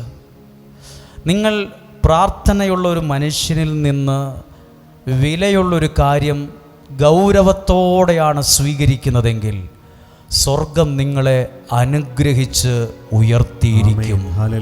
ഇത് നല്ലൊരു കാര്യമാകട്ടോ. ഇപ്പം ഏലീഷ ഇങ്ങനെ ചിന്തിച്ചോ, ഈ കോട്ടിന് എനിക്ക് എന്ത് കിട്ടിയിട്ട് എന്ത് ഗുണമായതെന്ന് പറഞ്ഞ് ചുരുട്ടി ആ മണ്ണിലേക്കിട്ടില്ല. കിട്ടിയ പാടെ അതെടുത്തോണ്ട് ആരുടെ പുറകെ പോയി? ഏലിയായുടെ പുറകെ പോയി. കുറച്ച് കഴിഞ്ഞപ്പം ഏലീഷ പറഞ്ഞു, 20ാമത്തെ വാക്യം, ഉടനെ അവൻ കാളകളെ വിട്ട് ഏലിയായുടെ പിന്നാലെ ഓടിച്ചെന്ന് പറഞ്ഞു. വിലയുള്ള കാളകളുണ്ട്, കാളകളെ വിട്ടേച്ച് നേരെ ഏലിയായുടെ പുറകെ പോയി. എന്നിട്ട് പറഞ്ഞു, ഞാൻ ചെന്ന് എൻ്റെ മാതാപിതാക്കൾക്കൊരു ഉമ്മ കൊടുത്ത്, ഒരു ചുംബനം കൊടുത്ത് ഞാനൊരു ഹായ് പറഞ്ഞിട്ട് ഇപ്പോൾ ഇങ്ങ് വരും എന്ന് പറഞ്ഞു. ആരോട് പറഞ്ഞു? ഏലീഷ ഈ കോട്ട് കിട്ടി, ഈ മേലങ്കി കിട്ടിയപ്പം ആ മേലങ്കി അവിടെ ഒന്നും നിലത്ത് പോലും ആ മനുഷ്യൻ ഇട്ടിട്ടില്ല. അത് സ്വീകരിച്ച് ഏലിയായോട് പറഞ്ഞു, ഞാൻ വീട്ടിൽ പോയി എൻ്റെ മാതാപിതാക്കൾക്ക് ഓരോ ചുംബനം കൊടുത്ത് ഒരു ഹായ് പറഞ്ഞിട്ട് ഞാൻ വേഗം വരാം. അപ്പോൾ ഏലിയ പറഞ്ഞു, നീ വേഗം പോയി മാതാപിതാക്കളോട് യാത്ര പറഞ്ഞിട്ട് വേഗം വാ പറഞ്ഞു. മാതാപിതാക്കന്മാരെ ചുംബിച്ച് യാത്ര പറഞ്ഞിട്ട് ഞാൻ അങ്ങയെ അനുഗമിക്കാം, ഞാൻ വേഗം വരാമെന്ന് പറഞ്ഞു. ഏലിയ പറഞ്ഞു, പൊയ്ക്കൊള്ളൂ, ഞാൻ നിന്നോട് എന്തു ചെയ്തു? 21ാമത്തെ വാക്യം, അവൻ മടങ്ങിച്ചെന്ന്. ശ്രദ്ധിക്കണം, ഇപ്പോൾ കിട്ടിയതെന്താ? ഏലിയായിൽ നിന്ന് കിട്ടിയത് ഒരു മേലങ്കിയാണ്. നിങ്ങൾക്കിപ്പോൾ കിട്ടിക്കൊണ്ടിരിക്കുന്നത് എന്താണ്? ദൈവത്തിൻ്റെ വചനമാണ്. ഈ കിട്ടുന്ന വചനം നിങ്ങൾ ഗൗരവത്തോടെയാണ് സ്വീകരിക്കുന്നതെങ്കിൽ ഏതെങ്കിലും കടലാസിലോ ഡയറിയിലോ എഴുതി വെച്ചോ, ദൈവം നിങ്ങളെ അനുഗ്രഹിച്ച് ഉയർത്തിയിരിക്കും. വിശ്വസിക്കുന്നു. ഏലിയായിൽ നിന്ന് കിട്ടിയ മേലങ്കി പോലെ ഒന്നല്ല ഇപ്പൊ കിട്ടിക്കൊണ്ടിരിക്കുന്നത്. ഇന്ന് നിങ്ങൾക്ക് കിട്ടുന്നത് ദൈവത്തിൻ്റെ വചനം മനസ്സിലാകുന്ന വിധത്തിലാണ്. അതവിടെ ഇവിടെ ഇട്ടേച്ച് പോവല്ലേ, അതവിടെ ഇവിടെ ഇട്ടേച്ച് പോകല്ല്. അതിന് വിലയില്ലെന്ന് പറയരുത്. നാളുകളിൽ നിങ്ങളുടെ വഴിത്തിരിവിന് ഇത് കാരണമാകും. അടുത്ത ഭാഗമാണ്, അവൻ മടങ്ങിച്ചെന്ന് ഒരേ കാളയെ കൊന്ന് കലപ്പ കത്തിച്ചു. അയ്യോ, അതെന്തിനാണ്? ഒരു മേലങ്കി കിട്ടിയപ്പോൾ എന്തിനാ പാവം പിടിച്ച കാളയെ കൊന്നത്? അല്ല, ആ കലപ്പ എന്തിനാ കത്തിച്ചത്? ഇതൊരു സൂചനയാണ്. ആ മേലങ്കിക്ക് കൊടുത്തൊരു വിലയാണ്, ഒരു സമർപ്പണമാണ്. ഇനി തിരിച്ചങ്ങോട്ടില്ല. ദൈവീകമായൊരു കാര്യത്തിന് വില കൊടുത്തതിൻ്റെ ഒരു അടയാളമാണ്. ശ്രദ്ധിക്കണം, കലപ്പ കത്തിച്ച് മാംസം വേവിച്ച് ജനത്തിന് കൊടുത്തു, അവർ ഭക്ഷിച്ചു. ഏലീഷ ഏലിയായെ അനുഗമിച്ച് അവന്റെ ശുശ്രൂഷകനായി തീർന്നു. എന്തായി തീർന്നു? പുള്ളി ശുശ്രൂഷയ്ക്ക് പോയി. കലപ്പയും കത്തിച്ച് ആ കാളയും കൊന്ന ഇറച്ചിയും വേവിച്ച് അവിടെയുള്ള ജനങ്ങൾക്ക് കൊടുത്തേച്ച് പുള്ളി ശുശ്രൂഷിക്കാൻ പോയി. നമ്മളാണെ കളിയാക്കില്ലേ, ഇയാൾക്ക് വേറെ എന്തു പണിയുണ്ട്? എന്തിനാ ഈ കാളേനെ കൊന്നത്? എന്തിനാ ആ വിറക്, ആ കലപ്പ പുള്ളി കത്തിച്ചത്? ശരിയായില്ല. നമ്മളാണെ പറയില്ലേ, നിങ്ങളോട് ചോദിക്കില്ലേ, എന്തിനാ പള്ളി പോകുന്നത്? എന്തിനാ വചനം കേൾക്കുന്നത്? എന്തിനാ ഇപ്പം ഇത്രയും തിരക്കുള്ള സമയത്ത് ഇപ്പോൾ അങ്ങോട്ട് പോകുന്നത്? ഇവിടെ പള്ളിയില്ലേ, ഇവിടെ ധ്യാന കേന്ദ്രം ഉണ്ടല്ലോ, നിങ്ങൾ അങ്ങോട്ട് തന്നെ ഇപ്പോൾ പോകേണ്ട കാര്യം എന്താ? ചിലതിനൊക്കെ വില കൊടുക്കുമ്പോഴാണ് വിലയുള്ളതിനെ ദൈവം നമ്മുടെ കയ്യിൽ ഏൽപ്പിച്ചു തരുന്നത്. ഹല്ലേലൂയ. ഇവിടെ വലിയൊരു സംഭവമാണ്. ഏലിയായുടെ പുറകെ ഇപ്പൊ ആര് പോയി? ഏലീഷ പോയി. ചുമ്മാതല്ല, എല്ലാവരോടും യാത്ര പറഞ്ഞ് കലപ്പയും കത്തിച്ച് കാളയെ കൊന്ന് അത് വേവിച്ച് കൊടുത്തേച്ച് ഈ ശുശ്രൂഷകനായിപ്പോയി. ഇനി ശ്രദ്ധിക്കണം, ഈ ഏലീഷായെ ദൈവം എന്തേരെ അനുഗ്രഹിച്ചു എന്ന് 2 രാജാക്കന്മാരുടെ പുസ്തകം 2-ാം അധ്യായം മുതൽ കാണാൻ പറ്റും. ഈ ഏലീശായെ ദൈവം അനുഗ്രഹിച്ച് എന്തേരെയാണെന്ന്. ദൈവസന്നിധിയിൽ വില കൊടുത്തവരെ ദൈവം വിലയുള്ള അനുഗ്രഹങ്ങളെ തന്നു മാനിച്ചിരിക്കും. നമ്മളിപ്പോൾ ചെലവഴിച്ചു കൊണ്ടിരിക്കുന്ന ഈ സമയത്തിനൊരു വിലയുണ്ട്. വിലയുള്ള കാര്യം നമ്മൾ പറയില്ലേ, ഇതിനൊക്കെ ആർക്കാ നേരം, ഇതിനൊക്കെ വില കൊടുത്തിട്ട് എന്ത് കിട്ടാനാ? നിങ്ങൾ കുറേ ആയല്ലോ ഇങ്ങനെയൊക്കെ ചെയ്യാൻ തുടങ്ങിയിട്ട്. ഞാനിവിടെ നിങ്ങളുടെ സന്നിധിയിൽ നിൽക്കുന്നുണ്ടെങ്കിൽ അത് ദൈവികമായ കാര്യങ്ങൾക്ക് വില കൊടുത്തതിന് ദൈവം നൽകുന്ന പ്രതിഫലമാണ്. ദൈവസന്നിധിയിൽ വില കൊടുത്തവരെ ദൈവം വെറും കൈയോടെ പറഞ്ഞയക്കുകയില്ല. ഒന്ന് ഉറക്കിയൊന്ന് കരമുയർത്തി പറഞ്ഞ് ഹല്ലേലൂയാ, ശബ്ദമുയർത്തി പറഞ്ഞ് ഹല്ലേലൂയാ.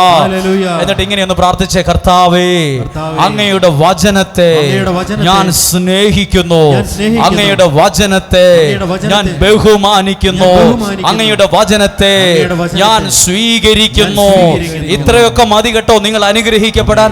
ഈ ഒരൊറ്റ പ്രാർത്ഥന മതി ഒരു വിടുതൽ ആരംഭിക്കാൻ. ഈ ഒരൊറ്റ വിശ്വാസം മതി ഒരു സൗഖ്യം ഇവിടെ ഉണ്ടാകാൻ. ഹല്ലേലൂയാ. ഇപ്പൊ നമ്മൾ ചിന്തിക്കുമ്പോൾ ഇത് ഫുൾ മണ്ടത്തരമാണ്.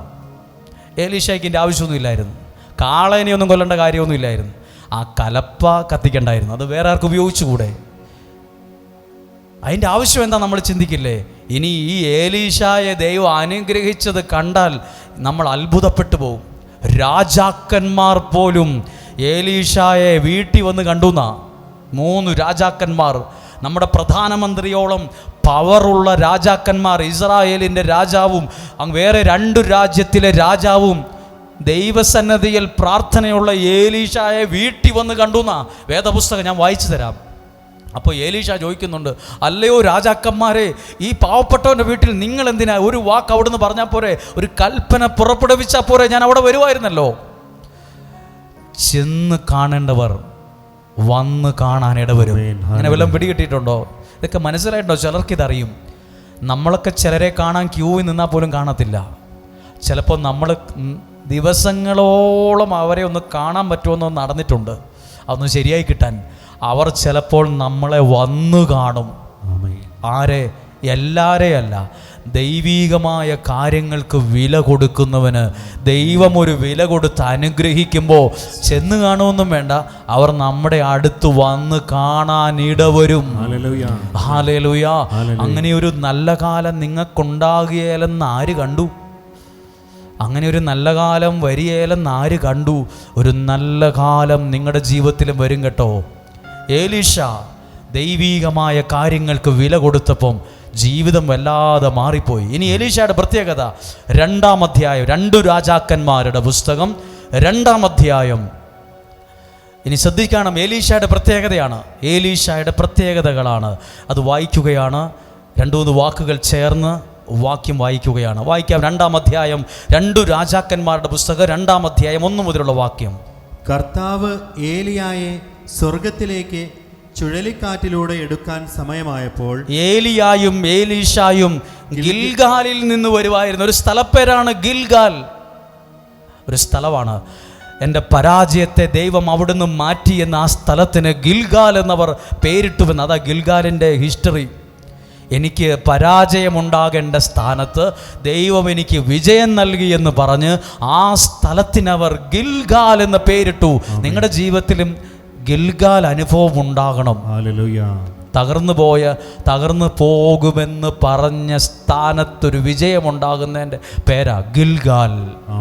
പരാജയം മാറി വിജയം വരുന്ന സ്ഥലത്താ ഗിൽഗാൽ അനുഭവം. അത് ഹല്ലേലൂയ.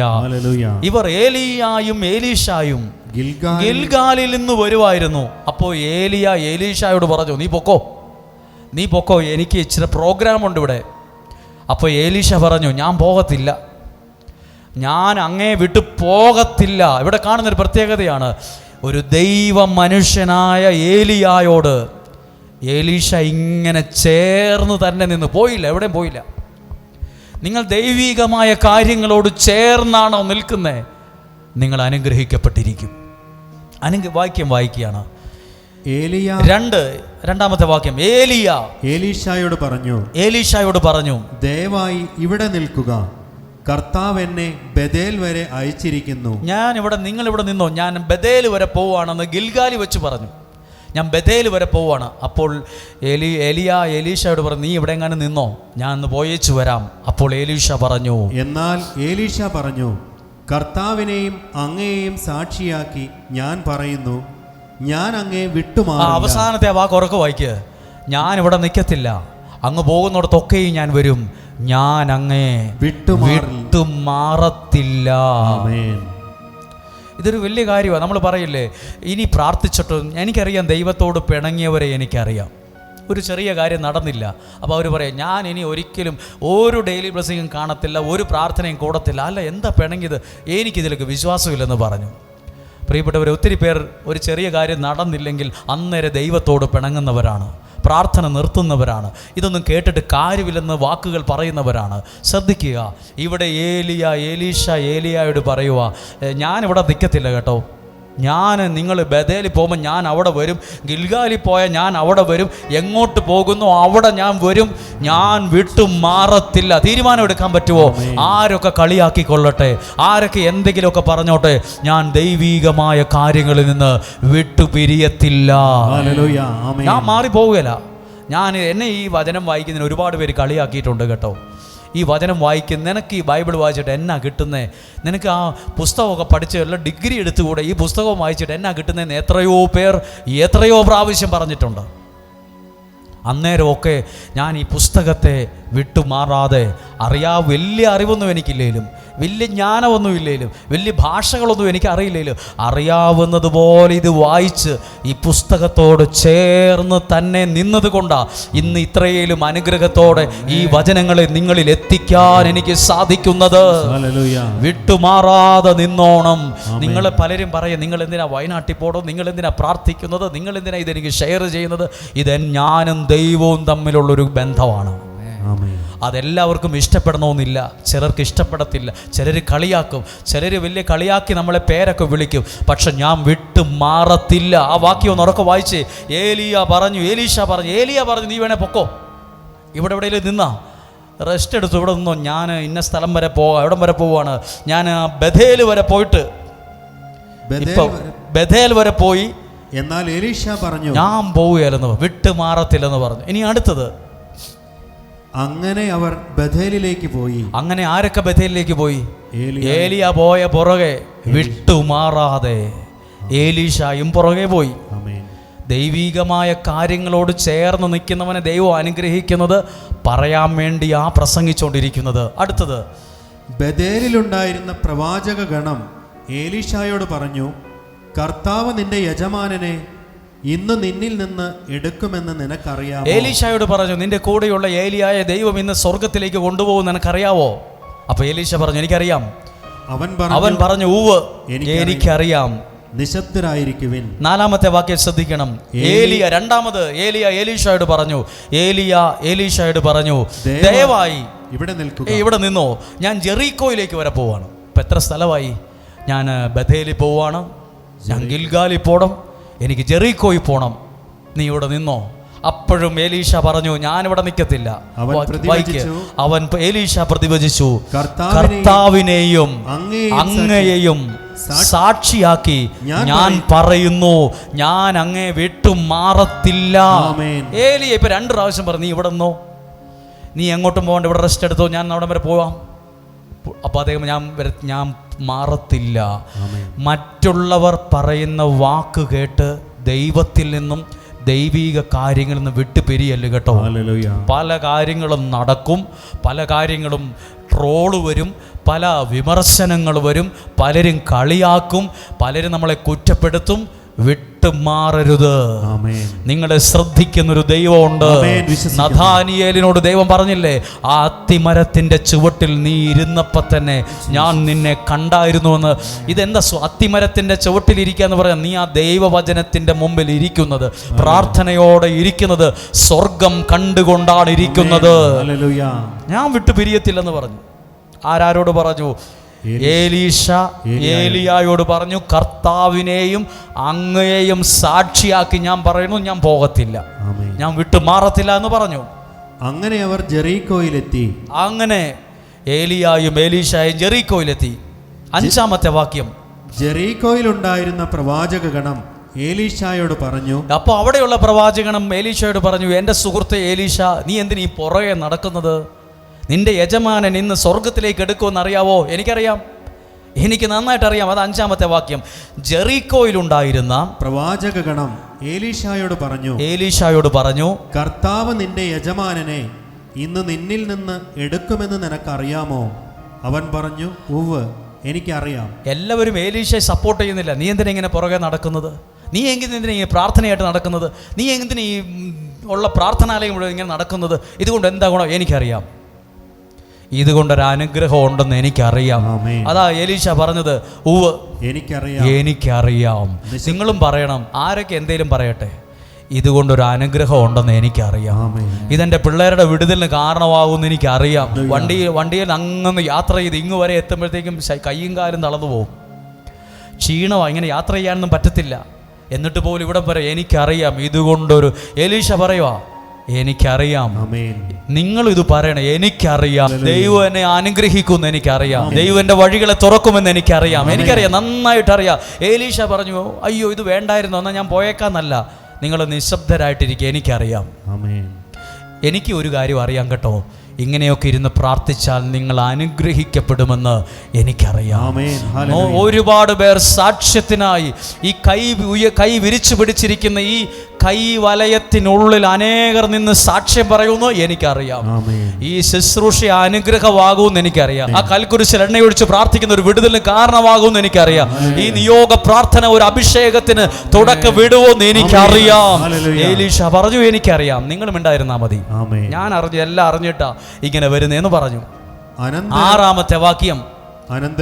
അനന്തരം ഏലീശായോട് പറഞ്ഞു, ദയവായി ഇവിടെ നിൽക്കുക, കർത്താവ് എന്നെ ജോർദാനിലേക്ക് അയച്ചു. ഇപ്പൊ ഏലീശ പറയുന്നു, ഞാൻ ജോർദാനിലേക്ക് പോവാണ്. ഇപ്പൊ എത്ര സ്ഥലമായി? ഗിൽഗാലായി, ബദേലായി, ജോർദാനായി, ഇപ്പോഴോ ജെറീക്കോ ആയി. ഇപ്പൊ പറയാണ്, എനിക്ക് ജോർദാനിൽ പോകണം, നീ ഇവിടെ എങ്ങനെ ഇരുന്നോ, നീ വരേണ്ട ആവശ്യമില്ല. അപ്പോൾ ഏലീശ പറഞ്ഞു, ഞാൻ പുറകെ വരും, ഞാൻ മാറത്തില്ല. അതടുത്തത്.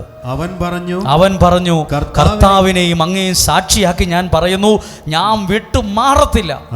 എത്ര സമയം, എത്ര പ്രാവശ്യം പറഞ്ഞു പൊക്കോളാൻ? വീണ്ടും വീണ്ടും പുള്ളി പുറകെ നടക്കുകയാണ്. ഈ പുറകെ നടക്കലിന്, ഈ ദൈവിക കാര്യങ്ങളോട് ഇങ്ങനെ ഒട്ടി മാറാതെ ഒട്ടി നിന്നതിൻ്റെ വില ഞാൻ പറയാൻ പോവുകയാണ്. അതിൻ്റെ അനുഗ്രഹം കേൾക്കുമ്പോൾ ഭയങ്കര അനുഗ്രഹമായിട്ട് നമുക്ക് തോന്നും. അവർ രണ്ടുപേരും വായിച്ചേ. അങ്ങനെ ഇരുവരും യാത്ര തുടർന്നു. അവർ ഇരുവരും ജോർദാന് സമീപം എത്തിയപ്പോൾ പ്രവാചക ഗണത്തിൽപ്പെട്ട 50 പേർ അല്പം അകലെ വന്നു നിന്നു. ഏലിയ മേലങ്കി എടുത്ത് ചുരുട്ടി വെള്ളത്തിലടിച്ചു. വെള്ളം ഇരുവശത്തേക്കും മാറി. ഇരുവരും ഉണങ്ങിയ നിലത്തുകൂടെ അക്കരെ കടന്നു. ഒരത്ഭുതം കണ്ടതാരാ? ഏലീശ. ആ ദൈവ മനുഷ്യനോട് മാറാതെ ചേർന്ന് നിന്നവനാണ് ഇപ്പോൾ ഒരു വലിയ അത്ഭുതം കണ്ടത്. പ്രാർത്ഥനയിൽ പല വിമർശനങ്ങൾ കേട്ടിട്ടും, പല ഒറ്റപ്പെടുത്തൽ ഉണ്ടായിട്ടും, പലരും കളിയാക്കിയിട്ടും, പലരും താഴ്ത്തിക്കെട്ടി സംസാരിച്ചപ്പോഴും ആ ഒരു ദൈവീക കാര്യങ്ങളോട് വിട്ടുപിരിയാതെ നിന്ന നിങ്ങളോടൊരു കാര്യം പറയാം. നിങ്ങൾ അധികം വൈകാതെ ദൈവത്തിൻ്റെ ഒരു അത്ഭുതം കണ്ണുകൾ കൊണ്ട് കാണും. അതാണ് 91-ാം സങ്കീർത്തനത്തിൻ്റെ അവസാനം എഴുതിയിട്ടുണ്ട്, എൻ്റെ രക്ഷ ഞാൻ അവന് കാണിച്ചു കൊടുക്കും. എല്ലാവരും ഒരു കരങ്ങളെ ഉയർത്തി ഒന്ന് ഉറക്കെ പറഞ്ഞേ, ഹല്ലേലൂയ, ഹല്ലേലൂയ, ഹല്ലേലൂയ. കരങ്ങളെ താഴ്ത്തിക്കേ. വിട്ടുപിരിയാതെ വിട്ടുമാറാതെ നിന്ന ഏലീശയാണ് ഇപ്പോൾ ഒരു അനുഗ്രഹത്തിന് കാരണം. 11-ാമത്തെ വാക്യം വായിച്ചേ. 11-ാമത്തെ വാക്യം. അവർ സംസാരിച്ചുകൊണ്ട് പോകുമ്പോൾ, ആരൊക്കെ? ഏലിയായും ഏലീശായും മിണ്ടിയും പറഞ്ഞിങ്ങനെ പോയിക്കൊണ്ടിരിക്കുമ്പോൾ അതാ ഒരു ആഗ്നേയരഥവും ആഗ്നേയാശ്വങ്ങളും അവരെ വേർപെടുത്തി. ഏലിയ ഒരു ചുഴലിക്കാറ്റിൽ സ്വർഗത്തിലേക്ക് ഉയർന്നു. ഇത് കണ്ട് ഏലീശ നിലവിളിച്ചു, എൻ്റെ പിതാവേ. ആ വാക്കിനൊരു പ്രാധാന്യമുണ്ട്. എന്താ വിളിച്ചത്? എൻ്റെ പിതാവേ. എൻ്റെ അതൊരു ബന്ധത്തെയാ സൂചിപ്പിക്കുന്നത്. ആമേൻ. അല്ലേ, നമ്മൾ ആരെങ്കിലും വിളിക്കുക, എൻ്റെ വണ്ടി, എൻ്റെ വീട്, എൻ്റേതാണെന്ന് തോന്നുന്നത് ഞാൻ എൻ്റേത്, ആരുടെയോ ഒരു ചെരുപ്പ്, ഇതാരുടെയായി വണ്ടി എന്നറിയത്തില്ല. ഇവിടെ ഏലിയ ഏലിയ സ്വർഗത്തിലേക്ക് ഇങ്ങനെ എടുക്കപ്പെടുന്നത് കണ്ടപ്പോൾ എലീശ പറഞ്ഞു, എൻ്റെ പിതാവേ. ഒരു റിലേഷൻഷിപ്പ്, ഒരു ബന്ധമാണ്. എൻ്റെ പിതാവേ എന്ന് ഉറക്കെ വിളിച്ചു. ഇസ്രായേലിന്റെ രഥങ്ങളും സാരഥികളും പിന്നെ അവൻ ഏലിയായെ കണ്ടില്ല. അവൻ വസ്ത്രം കീറി. ഇനി 13-ാമത്തെ വാക്യം, അവൻ ഏലിയായിൽ നിന്ന് വീണ് കിട്ടിയ മേലങ്കിയുമായി ജോർദാൻ കരയിൽ ചെന്നു നിന്നു. ഇനി വളരെ കാര്യങ്ങൾ. ഒരു ദൈവമനുഷ്യൻ എലീശ വിളിച്ചു തന്നതാ, പിതാവേ എന്നല്ല, എൻ്റെ പിതാവേ. അങ്ങനെ വിളിച്ച് കരഞ്ഞു എന്നാണ്. എൻ്റെ എന്നൊരു വാക്ക്, നിങ്ങൾ ദൈവീകമായ കാര്യങ്ങൾക്ക് എത്ര വില കൊടുക്കുന്നോ അത്രമാത്രം നിങ്ങൾ അനുഗ്രഹിക്കപ്പെടാൻ തുടങ്ങും. ഇനിയാണ് ഇതിൻ്റെ ഒരു ക്ലൈമാക്സിലേക്ക് വരുന്നുണ്ട്. ഇനിയാണ് നിങ്ങൾ മനസ്സിലാക്കേണ്ട ഒരു നല്ല കാര്യം, അത് പറഞ്ഞ് അവസാനിപ്പിക്കും. ഇപ്പം വിട്ടുമാറാതെ നിന്നതാരാ? ഏലിയായാണോ എലീശയാണോ? എലീശയാണ്. ഇനി ഈ ഏലീശായെ ദൈവം അനുഗ്രഹിച്ചത് കാണണം. അതാണ് 2 രാജാക്കന്മാരുടെ പുസ്തകം 3-ാം അധ്യായം 9 മുതലുള്ള വാക്യങ്ങൾ. ആ രാജ്യത്തൊരു പ്രതിസന്ധി ഉണ്ടായി. വളർത്തുമൃഗങ്ങൾക്ക് പോലും വെള്ളം കൊടുക്കാനില്ലാതെ ദാരിദ്ര്യം ഉണ്ടായ ഒരു സമയത്ത് എഴുതിയിട്ടുണ്ട്. വാക്യം വായിക്കാം. 3-ാം അധ്യായം 9-ാമത്തെ വാക്യം. അങ്ങനെ യൂദാ രാജാവിനോടും ഏദോം രാജാവിനോടും കൂടെ ഇസ്രായേൽ രാജാവ് പുറപ്പെട്ടു. വളഞ്ഞ വഴിക്കുള്ള 7 ദിവസത്തെ യാത്ര കഴിഞ്ഞപ്പോൾ സൈന്യത്തിനും മൃഗങ്ങൾക്കും വെള്ളമില്ലാതായി. 3 രാജാക്കന്മാർ പുറപ്പെടുവാണ്. കുടിക്കാൻ വെള്ളമില്ലാതായി. അപ്പോൾ അടുത്ത ഇസ്രായേൽ രാജാവ് പറഞ്ഞു, കഷ്ടമായി പോയി. ഇനി അടുത്ത ഭാഗം എഴുതണം. കർത്താവ് ഈ 3 രാജാക്കന്മാരെയും മൊവാബിയരുടെ കയ്യിൽ ഏൽപ്പിച്ചു കൊടുക്കാൻ വിളിച്ചിരിക്കുന്നു. ഇനി നമ്മളെ ശത്രുവിനെങ്ങാനും ഏൽപ്പിച്ചു കൊടുക്കാൻ ഇടയാകുമോ എന്നവർ ഭയപ്പെട്ടു. അപ്പോൾ ഇസ്രായേൽ രാജാവായ യഹോഷാഫത്ത് ചോദിച്ചു, ദൈവത്തിൻ്റെ മനസ്സറിയാൻ പറ്റുന്ന ആരേലും ഈ പഞ്ചായത്തിലുണ്ടോ? അപ്പോൾ രാജാവ് പറഞ്ഞു, ഏലീശ ഉണ്ടെന്ന് പറഞ്ഞു.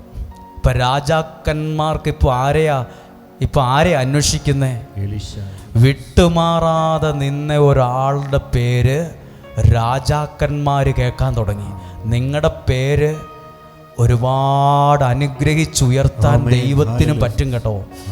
കേട്ടത് പഞ്ചായത്ത് പ്രസിഡന്റും 2 MLA കേട്ടു എന്നല്ല, 3 രാജാക്കന്മാർ. രാജാവ് ചോദിച്ചു, കർത്താവിൻ്റെ ഹിതമാരായേണ്ടതിന് അവിടുത്തെ ഒരു പ്രവാചകൻ ഇവിടെ ഒരു പ്രവാചകനില്ലേ? അപ്പൊ അവര് പറഞ്ഞു, ഉണ്ട്. ഇസ്രായേൽ രാജാവിന്റെ ഒരു സേവകൻ പറഞ്ഞു, ഒരു പട്ടാളക്കാരൻ പറഞ്ഞു, അങ്ങനെ ഒരാളുണ്ട്. എങ്ങനെയാ പറഞ്ഞേ? ഏലിയായുടെ കയ്യിൽ വെള്ളം പകർന്ന ഒരു PG-കാരൻ ഡോക്ടറേറ്റ് ഒക്കെ ഉള്ള ഒരാൾ അവിടെ ഉണ്ടെന്നല്ല. ഏലിയ എന്ന ദൈവ മനുഷ്യൻ ഫുഡ് ഭക്ഷണം കഴിച്ചപ്പം ആ ഭക്ഷണം കഴിക്കാൻ വേണ്ടിയുള്ള കൈ കഴുകാൻ വേണ്ടി പുള്ളി ഇച്ചിരി വെള്ളം ഒഴിച്ചു കൊടുത്തു. നമ്മളങ്ങനെ ഒഴിച്ചു കൊടുക്കില്ലേ? വേറൊരാളുടെ കൈ കഴുകാൻ വേണ്ടി വെള്ളം മൊന്തയിലോ ഒരു കപ്പിൽ ഒഴിച്ചു കൊടുക്കും, അല്ല ടാപ്പ് തുറന്നു കൊടുക്കും. ഒരു പട്ടാളക്കാരൻ പറയുവാണ്, പണ്ട് ഇവിടെ ഉണ്ടായിരുന്ന ഒരു ഏലിയ എന്നൊരു പ്രവാചകൻ ഉണ്ടായിരുന്നു. പുള്ളി ഭക്ഷണം കഴിച്ചപ്പോൾ കൈ കഴുകാൻ വേണ്ടി വെള്ളം ഒഴിച്ചു കൊടുത്തു. ആര്? ഏലീശ. ഇത് വലിയ കാര്യമാണോ? ഇതാരെങ്കിലും മൈൻഡ് ചെയ്യുമോ? ചെറിയ കാര്യമാണെങ്കിൽ പോലും ദൈവസന്നിധിയിൽ എത്ര വിലയുണ്ടെന്ന് കൂട്ടിക്ക്. ഒരു ദൈവ മനുഷ്യൻ്റെ കൈ ചോറുണ്ടാകുന്ന നേരത്തെ ഇച്ചിരി വെള്ളം ഒഴിച്ചു കൊടുത്തു എന്ന്. ഇത് വേദപുസ്തകത്തിനകത്ത് എഴുതി വെച്ചിരിക്കുക. നിങ്ങൾ ദൈവികമായ കാര്യങ്ങൾക്ക് ചെറിയ ഒരു കാര്യമായിരിക്കും ചെയ്തത്, അത് സ്വർഗത്തിൻ്റെ പുസ്തകത്തിനകത്തുണ്ട്. നിങ്ങളൊരു പക്ഷേ ഇന്ന് കേട്ട വചനം 10 പേർക്ക് അയച്ചു കൊടുത്ത് ഇതാര് കാണാനാണ്? ദൈവം അത് കാണുന്നുണ്ട്. അല്ലെ ഇങ്ങനെ എഴുതുവോ?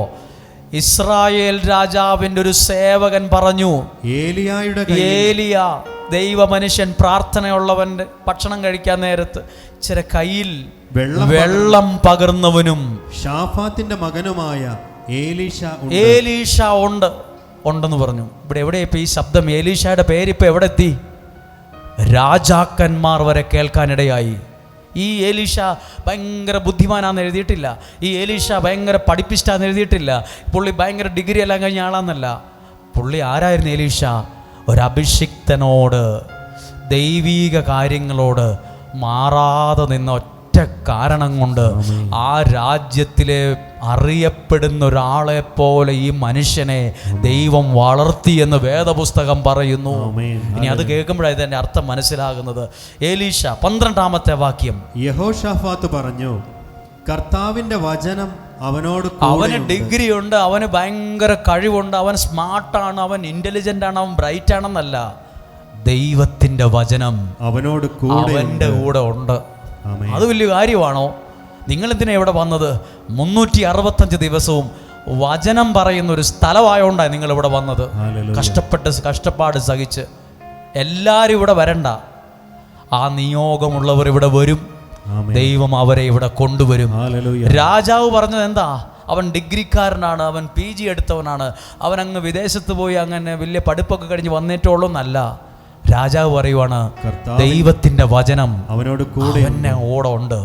ദൈവത്തിന്റെ വചനം 10 പേരും കാണാതറിയാവോ? അത് വലിയൊരു അനുഗ്രഹമാകട്ടോ. ദൈവത്തിന്റെ വചനമുള്ളവനെ വേറൊരാൾക്ക് തോൽപ്പിക്കാൻ പറ്റൂല. ദൈവത്തിന്റെ വചനം, രാജാവ് പറയാണ്, കർത്താവിന്റെ വചനം അവനോട് കൂടെ ഉണ്ട്. ഇനി അടുത്ത ഭാഗം ശ്രദ്ധിക്കണം. ഒറ്റ വാക്ക് പറയാനായി 1.5 മണിക്കൂർ പ്രസംഗിച്ചത്. ഇസ്രായേൽ രാജാവും യഹോശാഫാത്തും ഏദോം രാജാവും 3 രാജാക്കന്മാർ എങ്ങോട്ട് പോയി? അവന്റെ അടുത്തേക്ക് പോയി. ആരുടെ അടുത്തേക്ക് പോയി? എലീശായുടെ. ദൈവവചനമുള്ള എലീശയുടെ അടുത്തേക്ക് പോയി. അപ്പൊ ദൈവവചനം ഉള്ളവന്റെ അടുത്തേക്ക് 3 സാധാരണക്കാർ പോയെന്നല്ല, 3 രാജാക്കന്മാർ പോയി. ഇവരെ അങ്ങോട്ട് ചെന്ന് കാണാൻ പറ്റുമോ? എത്ര അപ്പോയിൻമെൻ്റ് എടുക്കണം? എത്ര പട്ടാളക്കാരുടെ പെർമിഷൻ കിട്ടിയാലേ ഈ ഒരു രാജാവിന് ഒരു മുഖം കാണിക്കാൻ പറ്റുമോ? എത്ര മന്ത്രിമാരെ കണ്ടാലാ ഒരു പ്രൈം മിനിസ്റ്ററിനെ പെട്ടെന്ന് ചെന്നവിടെ കാണാൻ പറ്റുമോ? മുഖ്യമന്ത്രിയെ ചെന്നവിടെ കാണാൻ പറ്റുമോ? ബുദ്ധിമുട്ടാണ്. പലരുടെ സ്വാധീനം വേണം. ഇപ്പോൾ ഈ രാജാക്കന്മാർ ഒരു മുഖ്യമന്ത്രിയുടെ സ്ഥാനത്തിരിക്കുന്നതല്ലേ? ഇസ്രായേൽ രാജാവ്, ഏദോം രാജാവ്, 3 രാജാക്കന്മാർക്ക് വേണേ ഇങ്ങനെ പറഞ്ഞാൽ പോരായിരുന്നോ? പുള്ളിനെ ഇവിടെ വേഗം ഇങ്ങോട്ട് കൊണ്ടുപോവാ, ഞാൻ കൽപ്പന പുറപ്പെടുവിച്ചിരിക്കുന്ന 3 ആ പുള്ളിനെ വേഗം കൊട്ടാരത്തിൽ കൊണ്ടുപോയി ഇവിടെ കൊണ്ടുപോവാ. ഓർഡർ ഇട്ടായി വരത്തില്ല. പട്ടാളക്കാർ നൊടിയിടെ കൊണ്ട് ഇവിടെ പൊക്കിയെടുത്തോണ്ട് വരില്ലേ? വചനമുള്ളവനെ തേടിപ്പോവുകയാ രാജാക്കന്മാർ. പ്രാർത്ഥിക്കുന്നവൻ, നിങ്ങളാരും മണ്ടന്മാരാന്നും ആയി പോകത്തില്ല കേട്ടോ. നാളെ പലരും നിങ്ങളെ അന്വേഷിച്ചു വരും. നിങ്ങളുടെ പേര് ദൈവം ഒരുപാട് പേരറിയാൻ ഇടവരുത്തും. ഇന്ന് അതായത് ഏലിയ എന്ന അഭിഷിക്തനോട് വിട്ടുപിരിയാതെ ഇങ്ങനെ ശുശ്രൂഷ ചെയ്ത് ചേർന്ന് നിന്നവനെ ദൈവം ഇപ്പം ഒന്നുമല്ലാതിരുന്ന ഒരുത്തനെ എല്ലാം ഉള്ളവനാക്കി ഉയർത്തിയത് കണ്ടോ? ഒന്നുമല്ലാതെ എലീശയുടെ കൈക്ക് വെള്ളം ഒഴിച്ചു കൊടുത്തു.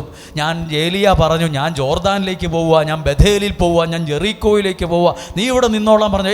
ഞാൻ പോകത്തില്ല എന്ന് പറഞ്ഞ് ഒരു അഭിഷേകത്തോടും ശുശ്രൂഷയോടും ദൈവിക കാര്യങ്ങളോടും ചേർന്ന് നിന്നവനെ തേടി ഇന്ന് രാജാക്കന്മാർ വീട്ടിൽ വരാൻ തുടങ്ങി.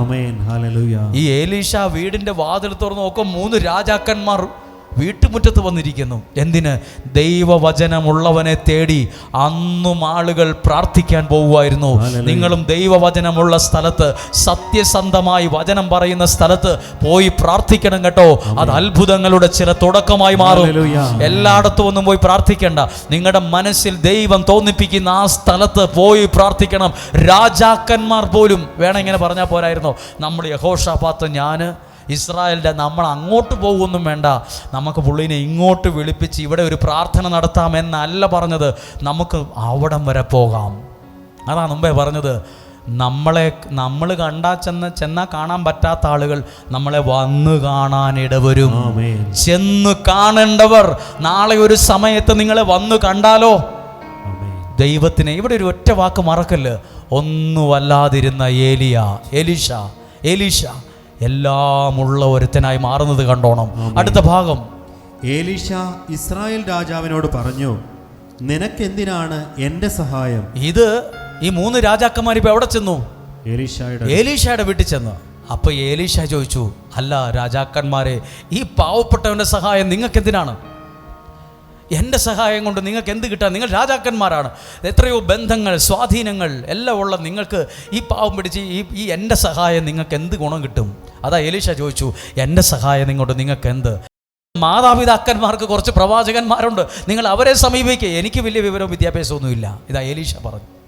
അടുത്തതോ, എന്നാൽ ഇസ്രായേൽ രാജാവ് പ്രതിവചിച്ചു, ഇല്ല, ഈ 3 രാജാക്കന്മാരെ മൊവാബ്യരുടെ കയ്യിൽ ഏൽപ്പിക്കേണ്ടതിന് വിളിച്ചിരിക്കുന്നത്. ഇനി 15-ാമത്തെ വാക്യം ശ്രദ്ധിക്കണം. എലീശ ചെയ്തത് ഒരു ഒരു പാട്ടുകാരനെ എൻ്റെ അടുക്കൽ കൊണ്ടുവരിക. എലീശ പറഞ്ഞു, 3 രാജാക്കന്മാർ നിൽക്കുമ്പോൾ പറഞ്ഞു, എനിക്ക് ഒരു പാട്ടുകാരൻ വേണം, ശുശ്രൂഷ ഒന്ന് പ്രാർത്ഥിക്കാൻ. അന്നത്തെ കാലത്തും പാട്ടുകാരുണ്ടായിരുന്നു, ഗായകരുണ്ടായിരുന്നു, അവർ പാട്ടുപാടുമായിരുന്നു. എഴുതിയിട്ടുണ്ട്.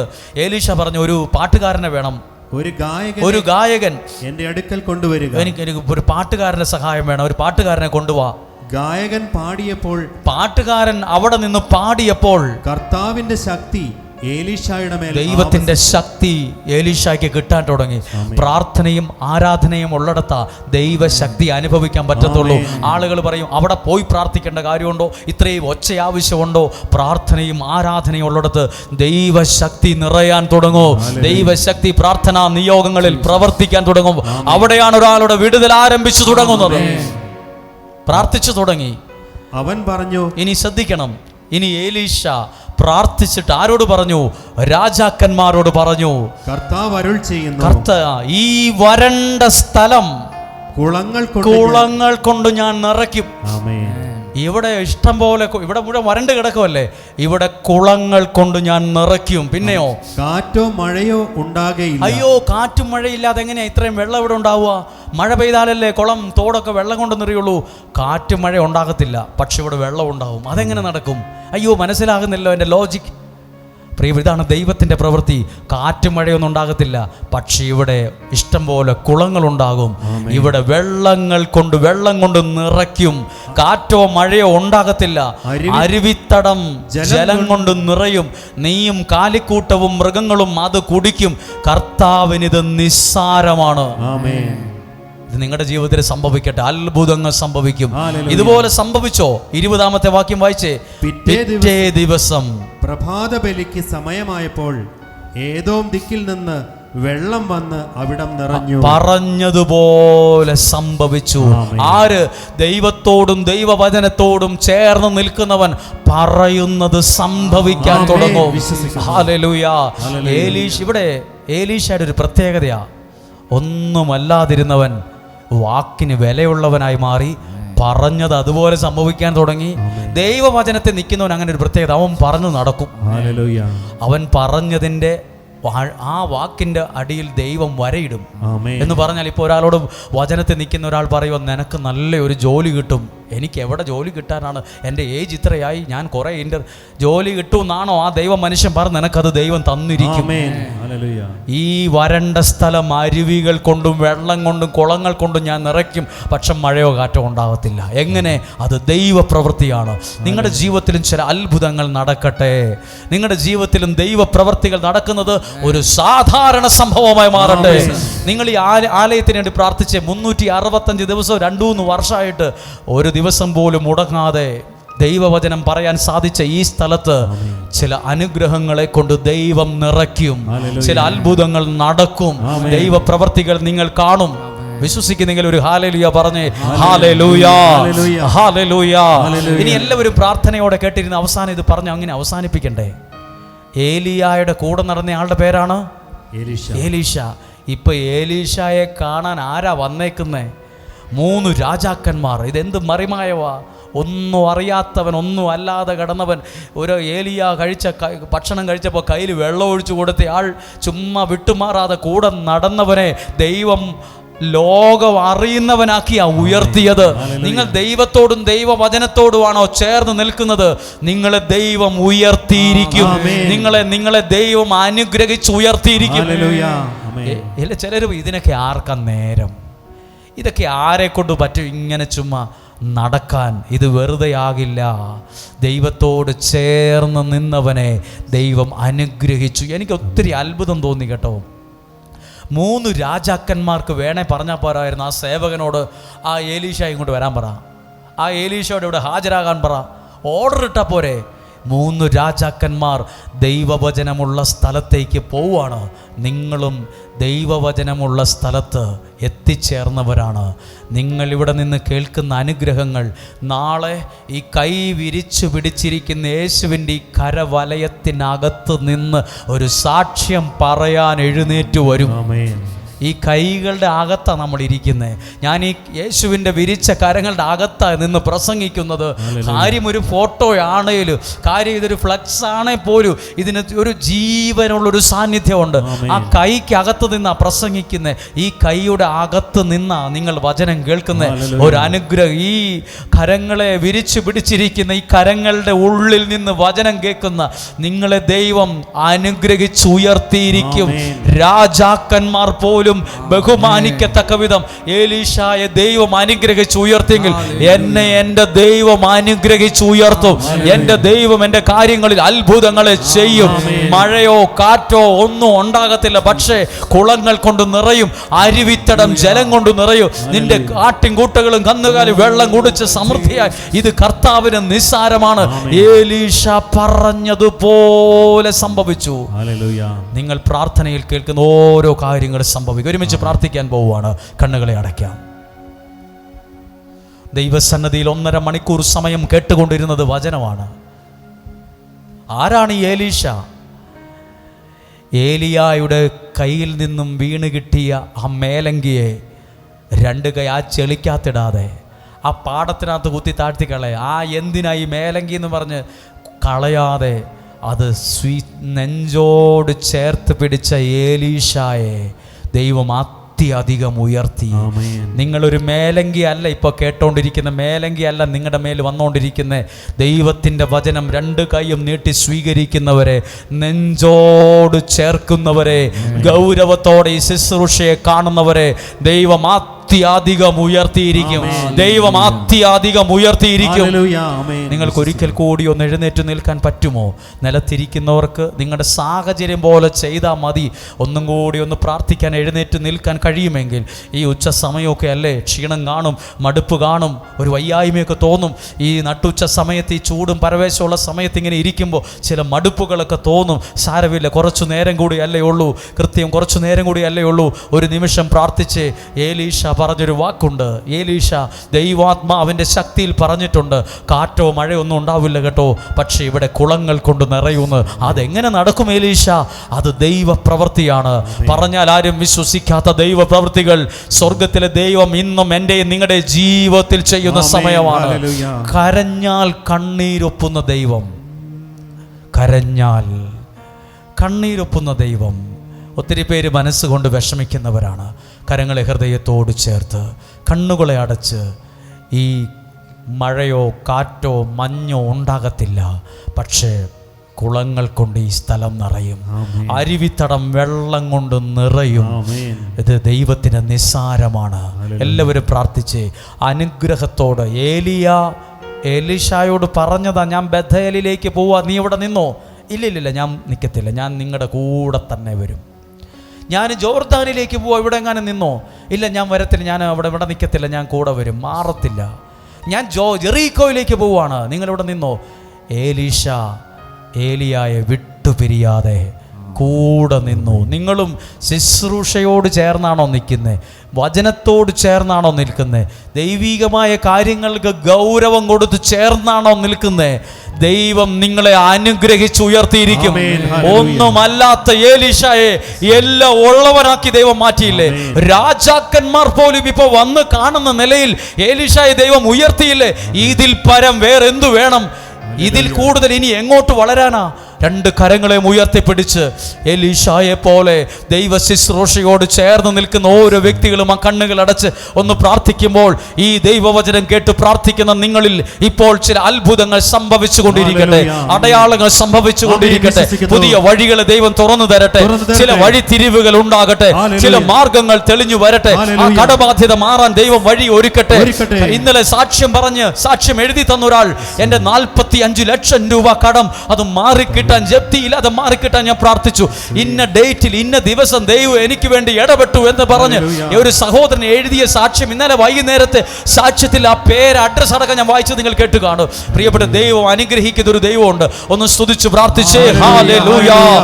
ശബ്ദത്തെ ഉയർത്തി ആധരങ്ങളെ തുറന്ന് ഒരു ആത്മാവിൽ സ്തുതിച്ച് പ്രാർത്ഥിക്കുന്നു.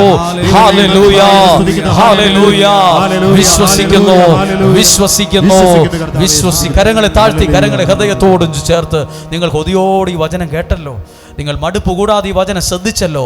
നിങ്ങൾക്ക് ക്ഷീണമുണ്ട്, രാത്രി യാത്ര ചെയ്തവരുണ്ട്, ദൂരെ നിന്ന് വന്നവരുണ്ട്, സമീപത്ത് വന്നവരുണ്ട്. എല്ലാവരും എത്രയോ കൊതിയോടെയാ പാടി പ്രാർത്ഥിച്ചത്. ആ കരങ്ങളെ ഹൃദയത്തോട് ചേർത്തൊന്ന് പാടിയേ. കരഞ്ഞാൽ കണ്ണീരൊപ്പും സ്നേഹമല്ലേ എൻ്റെ നാഥനല്ലേ ഈശോ. അർത്ഥമറിഞ്ഞ് എല്ലാവരും പാടുമോ? കരഞ്ഞാൽ കണ്ണീരൊപ്പും സ്നേഹമല്ലേ എൻ്റെ നാഥനല്ലേ ഈശോ. തളർന്നാൽ താങ്ങി എന്നെയോ മരിക്കും സ്നേഹനാഥനല്ലേ ഈശോ. എൻ മുഖം വാടുമ്പോ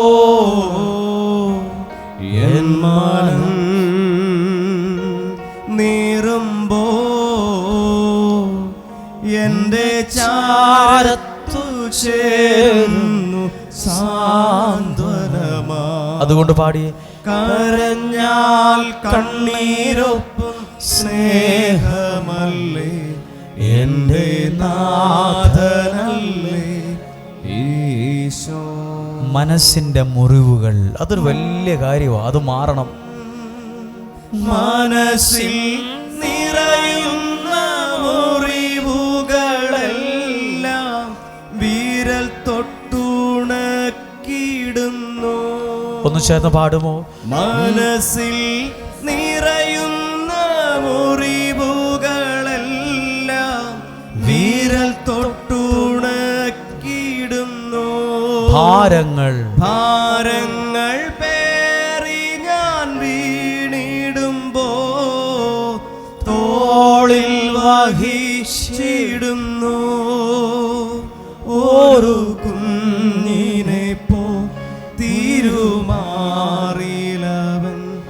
എന്നും എന്നെ ഉറക്കിടുന്നു. കണ്ണുകളടച്ച് ഭവനത്തിന് വേണ്ടി പ്രാർത്ഥിച്ചേ. എൻ്റെ ഭവനം ഒരു വനമാകല്ല്. ഭവനം വനം, മാറിയാൽ വനം, വനമാകല്ല്. അവിടെ അലർച്ചകളും ഓട്ടവും പരക്കമ്പാച്ചിനും ജീവൻ രക്ഷാർത്ഥമുള്ള പലായനങ്ങളൊക്കെ നടക്കുന്ന സ്ഥലമാണ് വനം.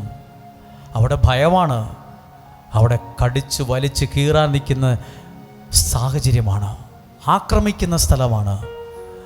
ഭവനം ഒരു വനമാകാതിരിക്കാൻ എന്തു ചെയ്യണം? യേശുവേ, എൻ്റെ ഭവനത്തിലേക്ക് അങ്ങേ ഞാൻ ക്ഷണിക്കുന്നു.